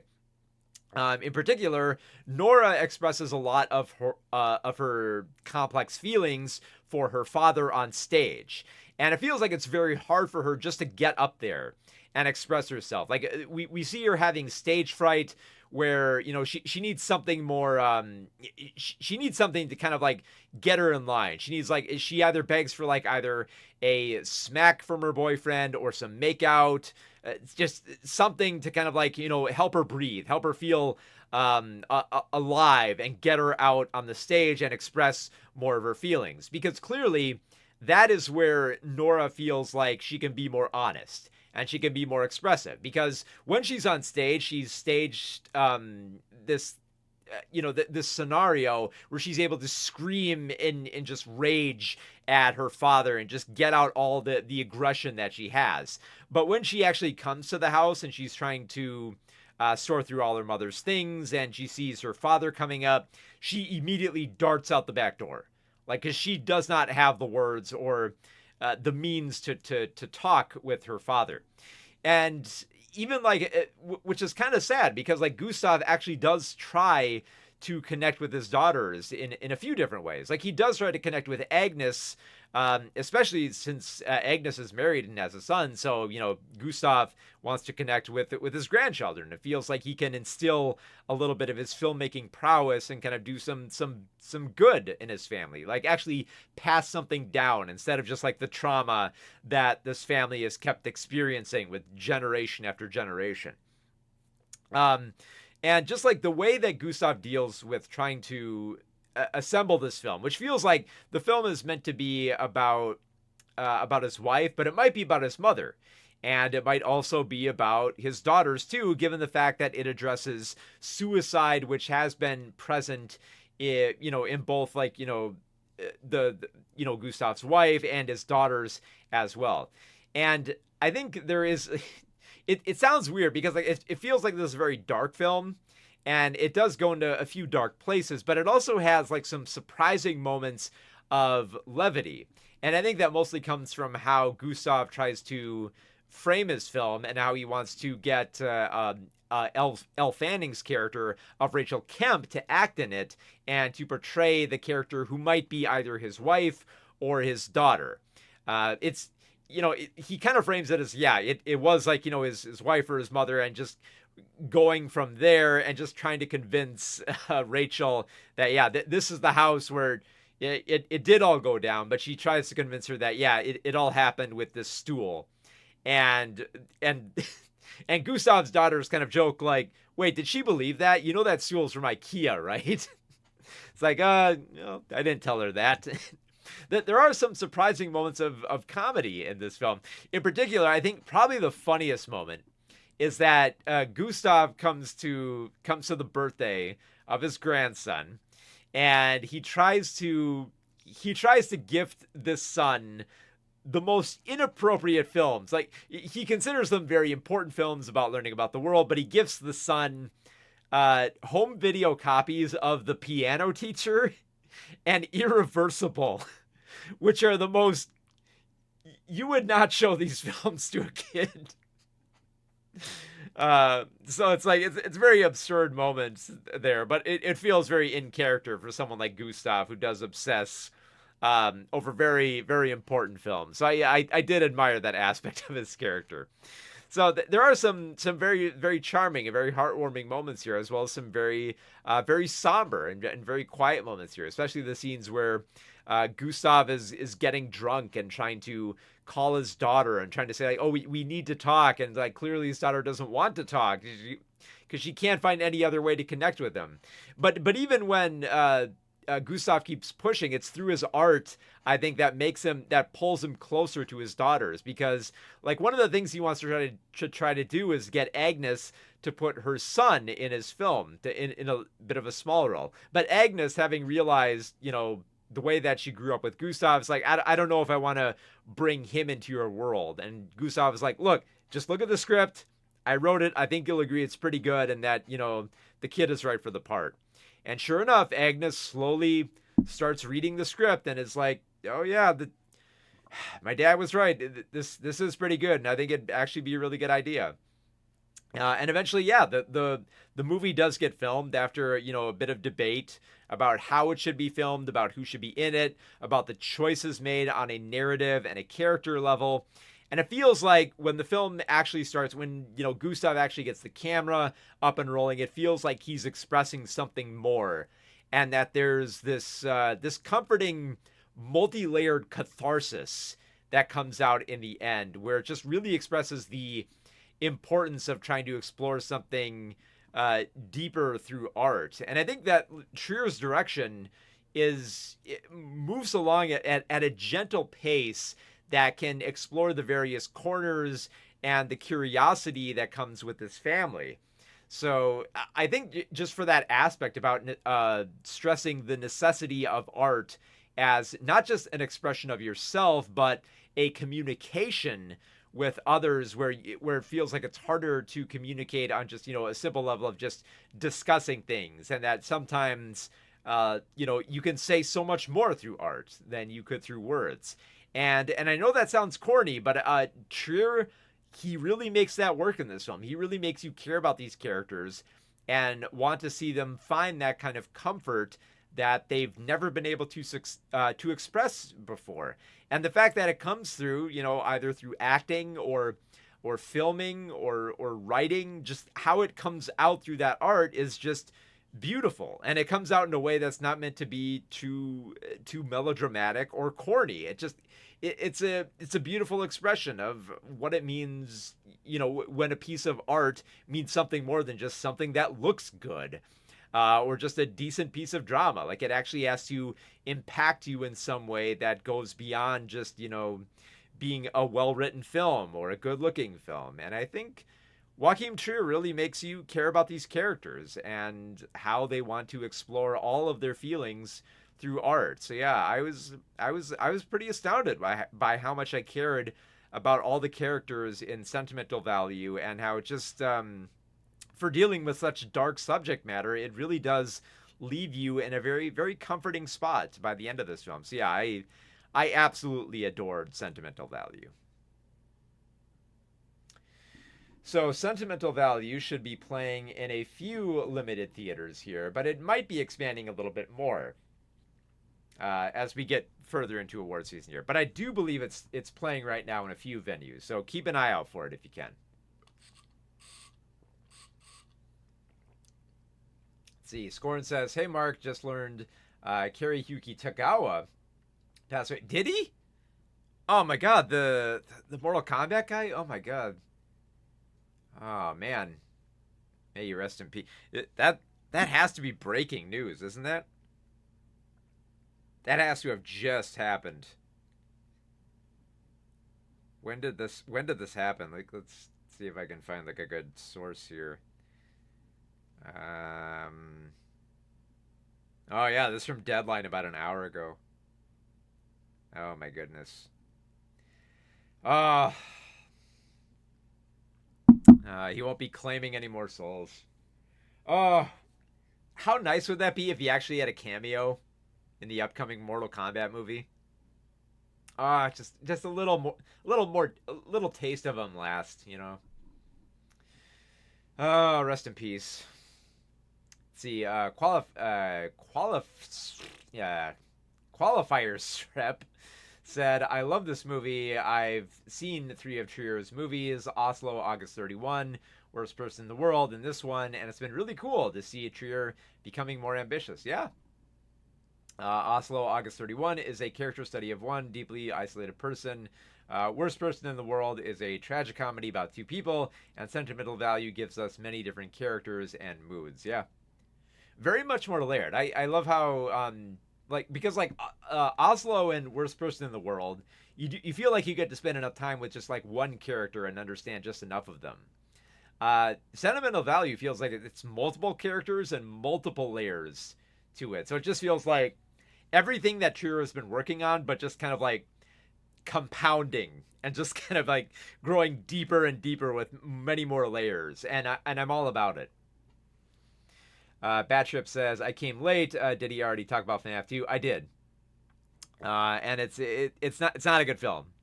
It's a better film than the first movie, but the first film wasn't all that good. Mortal Kombat and Showdown in Little Tokyo. Yeah, Showdown in Little Tokyo too. Forgot.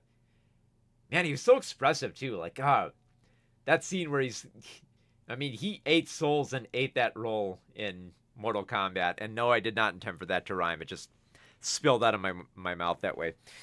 Oh, God. Rest in peace. God, now I want to watch Mortal Kombat again. We were just talking about video game films. I did not even prompt that. Like, we were talking about what are good video game films. And I said, 1995's Mortal Kombat. That's one I love. It's goofy, but it works. It's fun. And then sure enough, within the hour, Tagawa's dead. Ah, freaky. Oh, okay.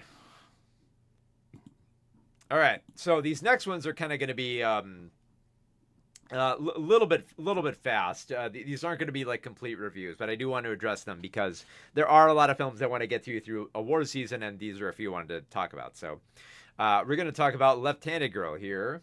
After I get some water. In 3, 2, 1. So, Left-Handed Girl is the solo directorial debut for Shisheng Chu, who, I think Shisheng Chu, who has actually been a producer on a lot of Sean Baker films. And if you're familiar with Sean Baker's work with stuff like Tangerine and The Florida Project, Left-Handed Girl is very much in that same vibe. It focuses on this kind of like street level drama about a down on their luck collective of people just struggling to get by. And I think with Tassal's film, she channels a lot of Sean Baker's type of film, especially since Baker himself co-wrote this film. But I think she gives it very much her own little edge of hope and trying to find like a little glimmer of something better in the lives of very like downtrodden people, because Sean Baker's films always feel like they're ingraining you in a world that's like so trapped that you're stuck there with the characters, and you're just hopeful that there'll be like a little bit of catharsis as the film goes along, but for sure not a happy ending. Like there will be like a few joys here and there, but not a complete sense of hope. And I think Tassal's film actually does have a little bit of hope there. So this film, it takes place in in Taipei, and follows a family of three. So it follows Shu Fin, played by Janil Tasai, who is caring for her teenage daughter Ayan and her troublesome younger daughter Ai Jing. And she wants to set up her own noodle shop on the street, and it's going to require a loan. It's going to require her like spending a lot of money and trying to make a lot of money, and it's not going to be easy. And sure enough, times are tough. She struggles to maintain her funds, and just nothing. It feels like she wants to assert her independence and not be reliant, to not just like take anything that she can get, and kind of like showcase a little bit more bravery. And she does have a bit of an out for trying to rely on other people for money. Like, she's good friends with another a vendor on the street there who befriends her and seems to almost kind of have a romantic attraction to her.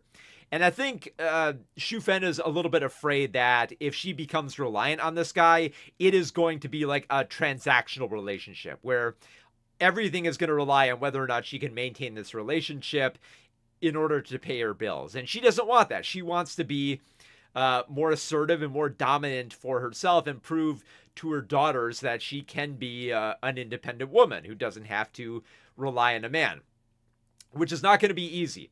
And it's especially not easy given that Ayan is not having the best of luck with her own line of work, in which she starts sleeping with her boss, and it complicates matters, it complicates her work, it complicates her relationships, and it ends up with a whole affair that she gets wrapped up in, especially when she becomes pregnant. So just nothing is going right for her. As for Ai Jing, who kind of fulfills the titular role of the left-handed character, she is under the assumption, based on the bigoted words of her grandfather, that because she uses her left hand, she is possessed by the devil. She is under the belief that anything you do with your left hand is the devil's doing, just because of the backwards ways of the elders. So she's under the assumption that anything that she does with this hand is evil. So she uses that to rationalize like her theft, where she steals like little trinkets from different shops, but also she uses it to reason why like her pet ended up dead, because she threw a ball with her left hand, and where the ball went, it ended up with her pet dying. So she thought, oh, it was the devil's fault. The devil's in my hand. And you feel terrible for this little girl. And thankfully, she has a woman like Shu Fen in her life who can, tell her, no, it's dumb that you think the devil is possessing your hand. You got told some bad information, and you can't rely on that. And I love how even like there are routes where it feels like it would be rationalized, because at one point, Shu Fen steals something that actually ends up saving her grandparents. And even though her grandparents like congratulate her on this, Shu Fen's like, no, you can't instill that in her. You can't just, keep telling her lies just because it benefits you. Like, that's not beneficial for raising a child. That's inappropriate. You have to set them straight, and you have to be honest. And a lot of that honesty does come out in the film. For better and worse. Like, I love the climax and how there is a juicy reveal about Ayan and Ai Jing that comes up later in the film, which you might be able to parse together, but the way it's revealed here, it comes with a heavy dose of catharsis. You're kind of like, okay, this is shocking, and it feels like it's going to cause a lot of ripples in this family, especially when it happens at a birthday party. But also, you feel like there's no way this family is going to grow unless this happens. This has to happen. They can't just keep hiding behind everything. They just can't keep lying. They just can't keep stealing. There has to be some honesty to prevent this family from falling apart. And I love how Shu Fen almost kind of becomes the glue and the inspiration for that, in a way that doesn't feel like it's trying too hard to stress that, like, if you just pull yourself up by your bootstraps, everything will be fine. It's like, no, if you try working for yourself, it is going to be hard, and some people don't make it. And some people are going to turn to, desperate measures, and it could end up blowing up in your face. And like, Shu Fen is trying to act both smart and independent, but also, still has feelings that are a bit unresolved, and those eventually have to come out. Otherwise, she's not going to be able to grow, and she's not going to be to become successful, and she's not going to be able to raise her daughters to be, better people, which I think is what ultimately a lot of parents want.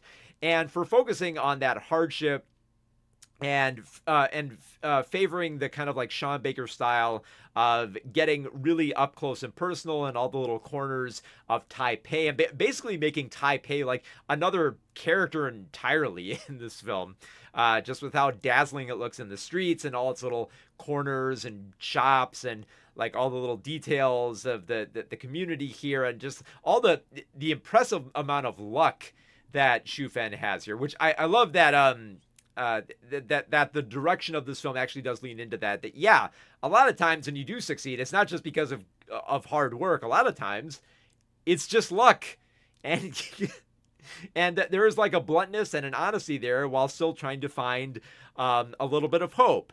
So if you like Sean Baker's other films like Anora and Tangerine and The Florida Project, you'll probably like Left-Handed Girl if you're in the mood for that type of film, but with just a tinge more of hope for for like an unfortunate family to try to like resolve things and try to fix things. And I think that might be like a little bit of a change of pace from Baker's usual type of films, but I think that really helps make Tasao's film more distinct as her solo directorial debut. Like, she's directed alongside Sean Baker and she's produced a lot of his films, and I think she really comes out of this film with her own voice instead of just feeling like another flavor of Sean Baker. So yeah, Left-Handed Girl is a fantastic directorial debut for her, and I can't wait to see what she does next. It's a great first start for her, and I want to see what she does next. I'm very excited for where she goes with her film career. So Left-Handed Girl is currently playing on Netflix. Go watch it there. Sorry, I didn't mean to downbeat. No, it's I mean, I do talk about like some very traumatic and sad stuff on this stream. Like we talked about that that Gaza documentary on the last stream. So I'm used to it, and I think that's the way I try to roll here. Like, I'm not trying to set up a stream where I'm all happy. It's like oh, movies, all the Marvels and the blockbusters and all that, and we're all gonna be a good time, and we're all gonna talk about very happy films and love all the movies. Like, no. We're going to talk about some heavy films. We're going to talk about some somber movies like Sentimental Value and Put Your Soul in Your Hand and Walk. We're going to address everything. So it is what it is. Tragedy strikes, and a lot of actors are getting older. We got to get used to some of them passing away, and unfortunately, it was Tagawa's turn. Unfortunately, so it's sad to see him go, but that's the way life goes sometimes, and I think you just kind of got to deal with it. It's sad. Don't get me wrong. I'm not happy that Tagawa's dead. I'm crestfallen about it, but it's one of those things that you try to deal with, and it's not to devalue it. Of course, it's sad, but it's just how you deal with it. And when somebody dies, sometimes it's best to remember all the good times you had with them. And Tagawa did leave behind, like you said, Showdown Little Tokyo and Mortal Kombat. There's a lot of great work to look back on, and I'm sure you're probably going to see a lot of retrospective articles coming out tomorrow morning at the very least. I might be writing one, honestly, about him. So yeah, don't feel bad. Like, we can talk about anything on this stream. Nothing is off limits. We're not gonna say oh, this is a chipper stream. We can't talk about celebrity deaths or tragedies or films that made us feel sad. No, it's very open here. I talk about so many different films here. Of course, we should be able to talk about so many different subjects. All right, I'm gonna try to blow through a few here. Just two more. And then we'll cut it off here. We'll see if my voice can hold out. All right. So I'll make these a little bit of a quick one here. So here we go. 3, 2, 1. So After the Hunt is the latest film from Luca Guadagnino. And it's all about how academia deals with sexual harassment and the Me Too movement. And basically like the fallout of what happens when when students become targets of sexual harassment from their teachers, and how a college deals with it.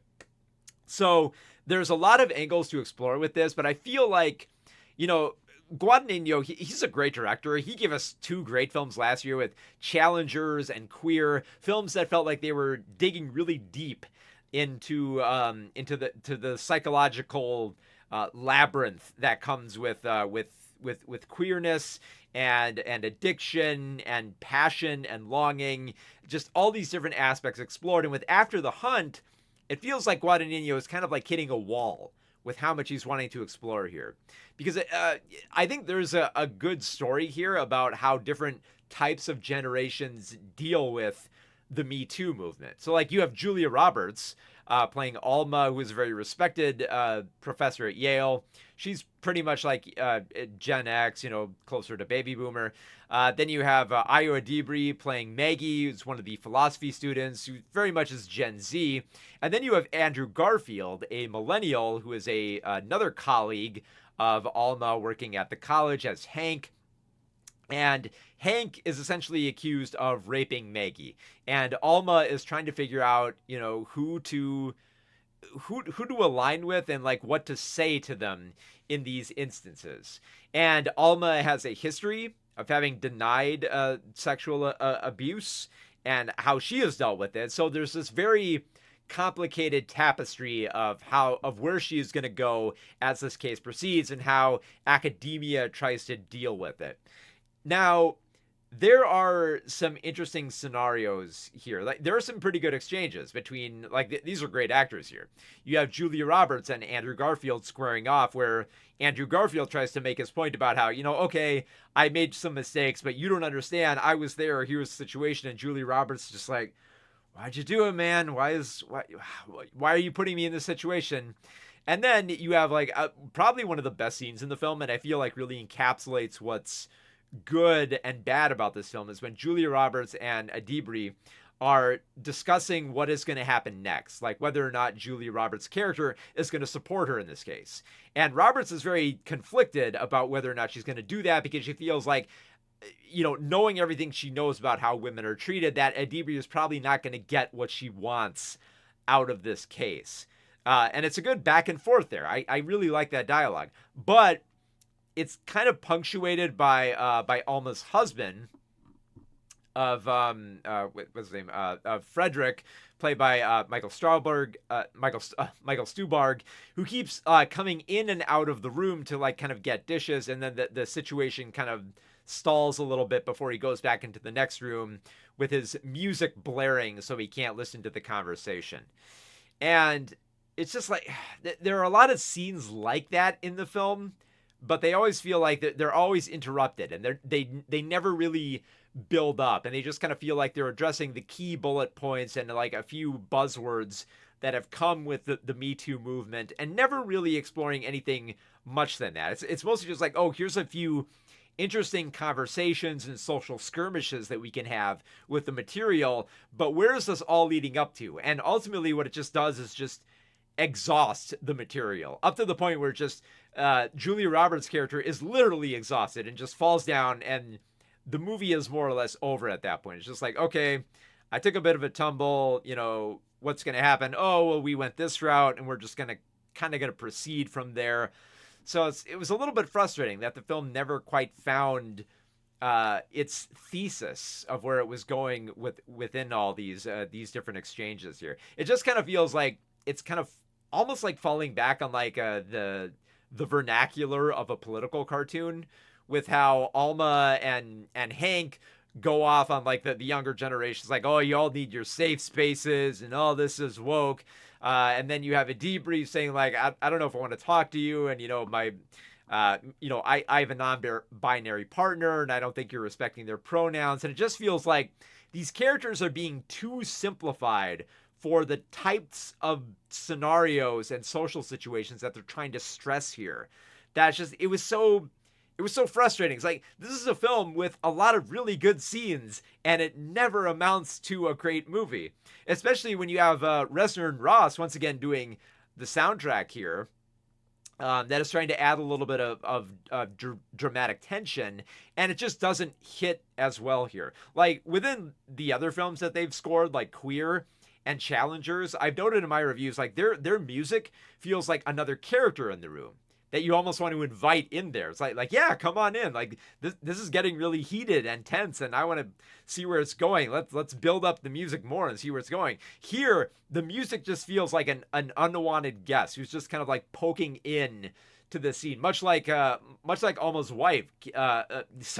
Much like Alma's husband just keeps coming in and out of the room with like the music blaring. It's just like it's not helping, and it's not really helped build up anything here, which is kind of sad, because I wanted it to see where it went here, especially when you have really great performances here, like Andrew Garfield. I loved watching him destruct, and Julia Roberts, I love seeing her become an anxious mess, and Io Dibri, I mean, she's more or less playing like the same type of character that she's done in a lot of her films. Is mostly just like, that bewildered youthful person who just kind of like is amazed at just like all the odd people around her. She's a fairly good kind of like straight character for this type of role, but they never really build much more on that. It's more just like, oh, here's the ingredients, but we're just kind of going to place them on the table and not really cook with them, not really see where they go further. We might do a little bit of experimenting here and there, but the story never felt like it was building to something bigger. It always just felt like it was kind of spinning its wheels with the same type of material involving the Me Too movement. So yeah, it's for Luca Guadagnino, this is a very disappointing film, especially after we had two amazing films with Queer and Challengers. So yeah, it's After the Hunt is not as good after those two amazing masterpieces. So After the Hunt is currently playing on Prime Video, if you want to check that out. It might get some awards attention. I don't know. I feel like Julia Roberts might have a chance with that type of role.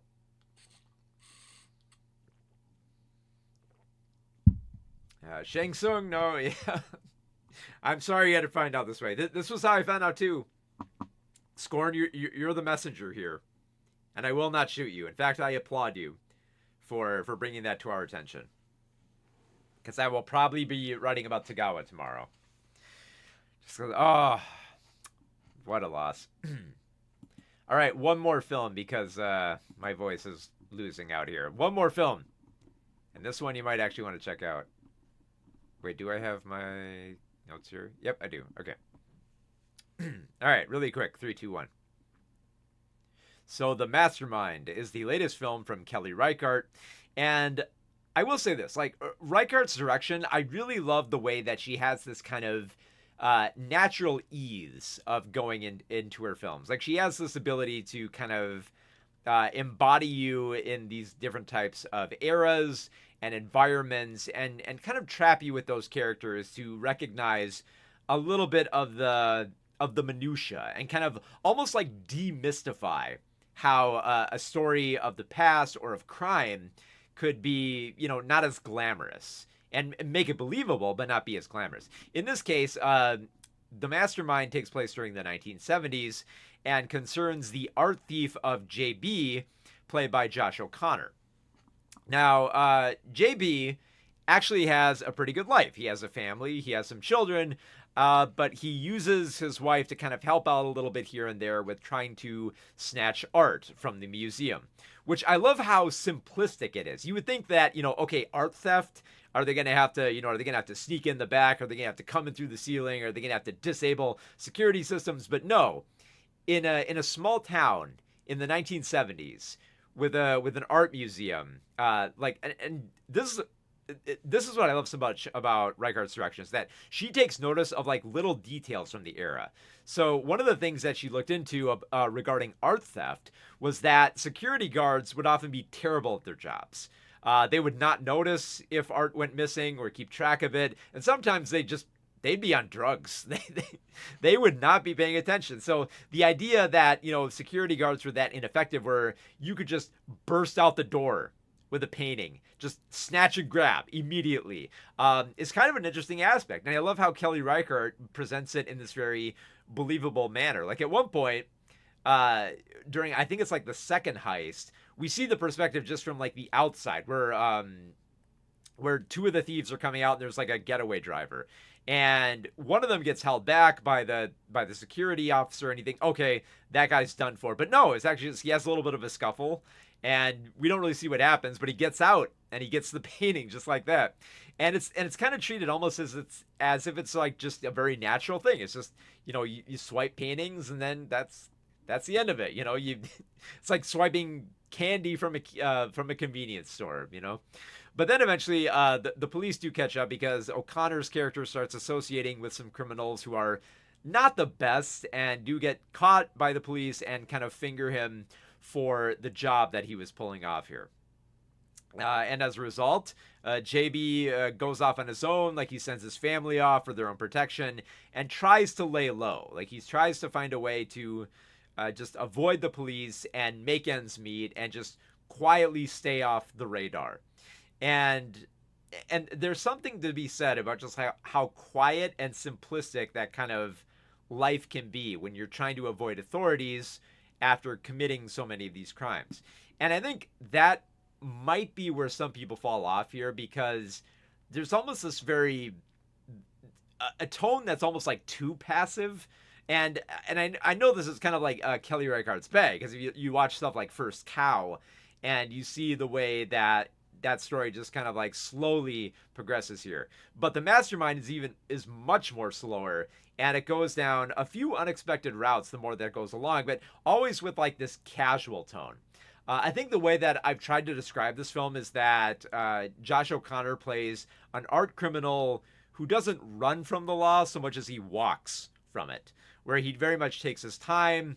He starts slowly experiencing the disappointment and the detachment that he has from the world, which occurs in like small bursts of just like realizing, like, how far he's come, how far down he's going, and how easily it can be for his life to just be, to have the rug pulled out from under him. Because the way that JB's career in crime ends here is very appropriate for the era, but also a little bit unexpected as well, where it's a little bit satisfying, where it feels like that JB is just kind of being caught up in the era and just kind of being taken. Like, at one point he's literally going along with a protest, and it ends up kind of almost sending him into a trap that he didn't expect. So to just have this kind of natural sensation for a criminal who seems like he knows what he's doing, but it's just kind of lucky that that art theft is really not that elaborate in the 1970s. It makes him a very interesting character in his own kind of quiet and very easy way that he progresses through life in this almost kind of like painfully casual manner. So yeah, The Mastermind, it's a very slow-paced film, even for Kelly Reichardt. But if you're willing to go along with that, if you're willing to accept the kind of like easygoing tone that she embraces for art theft and trying to paint that world, it's not a bad film. I do not think it's Kelly Reichardt's best film. I think I think it does get lost a lot more in the minutia of trying to establish this world of art thievery, but for the general tone it establishes, and for O'Connor's performance, which is very muted at times and very appropriately muted, I think it works for this type of material, especially if you want to get a better sense of how art crime was really not that elaborate and really not as complex as one might think. So yeah, it's a little bit of an eye-opener with Kelly Reichardt's Mastermind, even if it takes quite a bit of time to get there. So The Mastermind, I believe, is still in theaters right now, and it should be coming to Mubi. If not later this month, then definitely in January. There's a few films coming to Mubi that I gotta cover still, like The History of Sound. I think there's a new Jim Jarmusch movie coming out as well that I gotta cover, and so many others. But we have already covered so many films, so let me take some water in here, and then we'll do a quick recap of the films we reviewed today.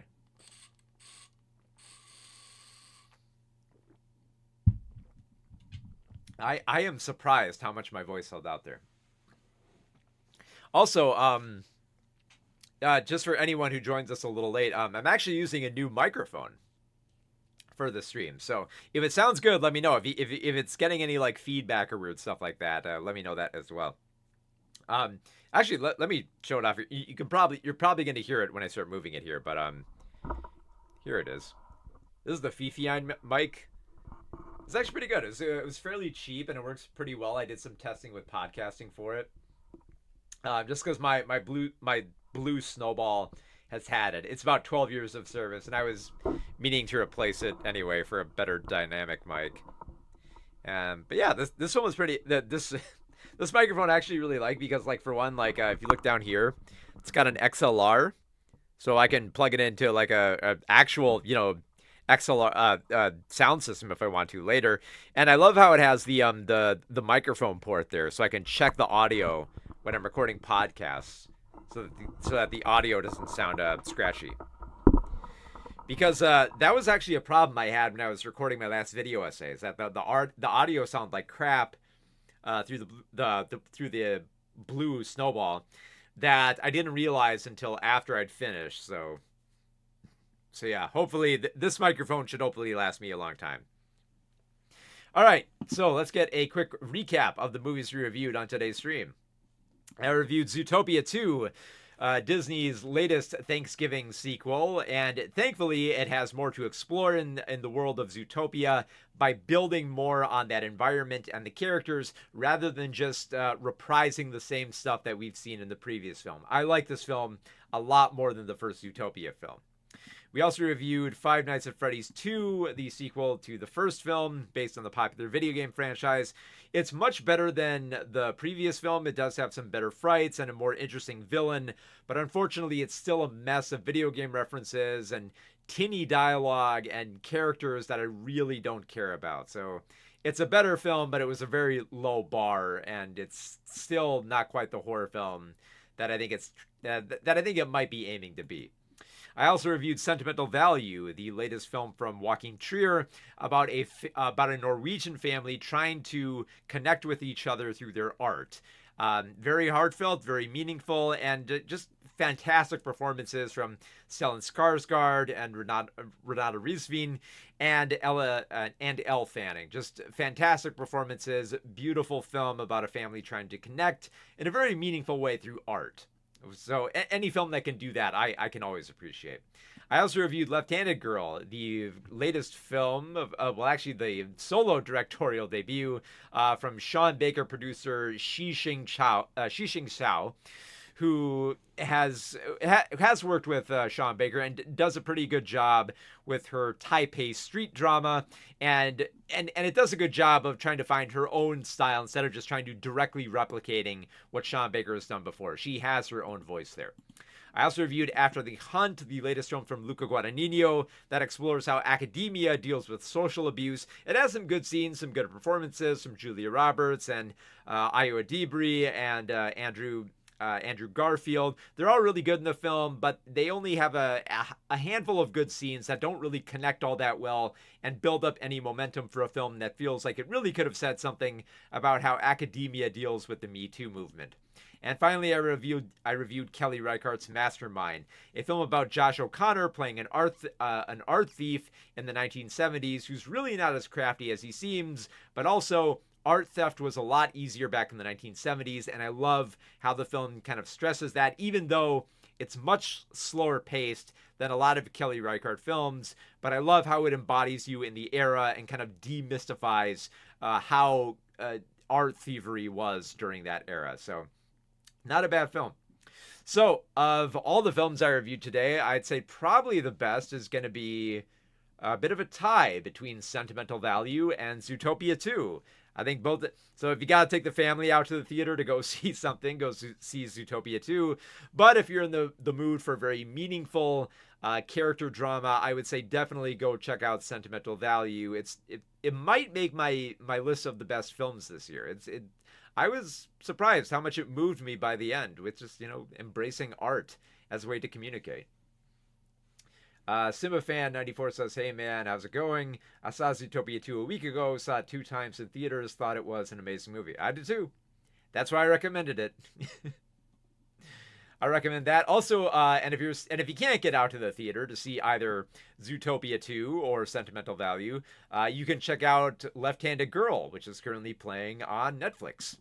So if you really like Sean Baker films, this is a good choice. If you're looking for something more like Anora but want a little bit more hope at the end, it's a good choice. Simba Fan 94 says I'll be seeing Five Nights at Freddy's 2 tomorrow. All right. Zootopia 2 I feel was better than the original for sure. It improved on a lot of stuff more than the original, and I went over that. The allegory is much better.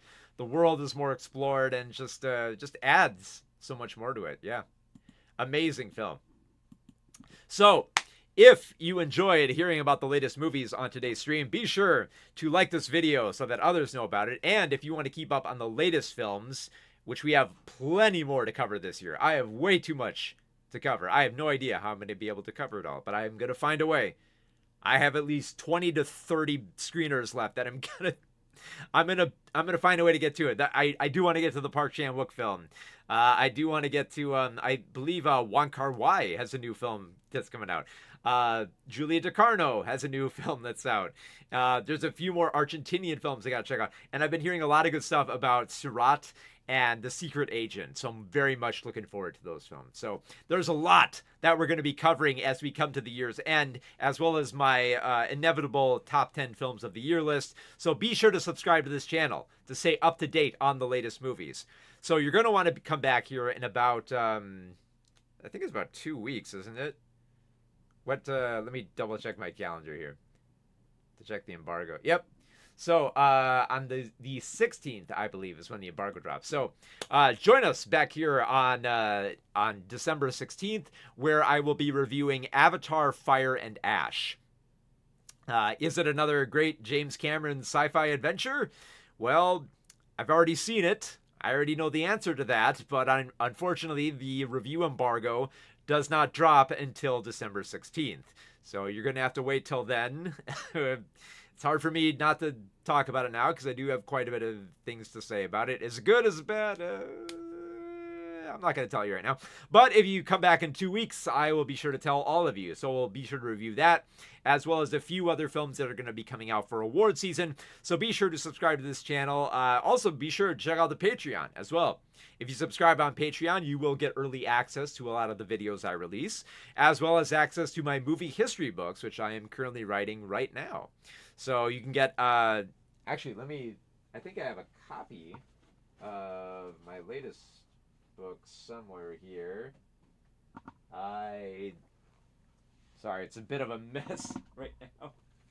I think I have, no, I don't? Do I? Yes, I do. Okay. All right. So if you support me on Patreon on the highest tier, you can actually get a physical copy of my book, Cartoons and Cereal: A History of Saturday Morning Cartoons. This covers everything from the late 1950s to the sunsetting period of Saturday morning cartoons in the 2010s. So a lot of history covered in here. If you want a copy, and actually if you support me on Patreon on the $15 tier, that's actually a deal because this book sells for about $22 to $25. So you're already going to be saving like $10 if you go to Patreon and get your copy through there. And you'll also get a digital copy as well, if you didn't know that. And the digital copy, by the way, is in the form of a PDF. So you can read that at your leisure. So, yeah, you can support me on Patreon. I will be back with you in about 2 weeks where we will discuss more films from a few more big-name directors, as well as the big release of Avatar: Fire and Ash. So, until next time, have a good one, everybody.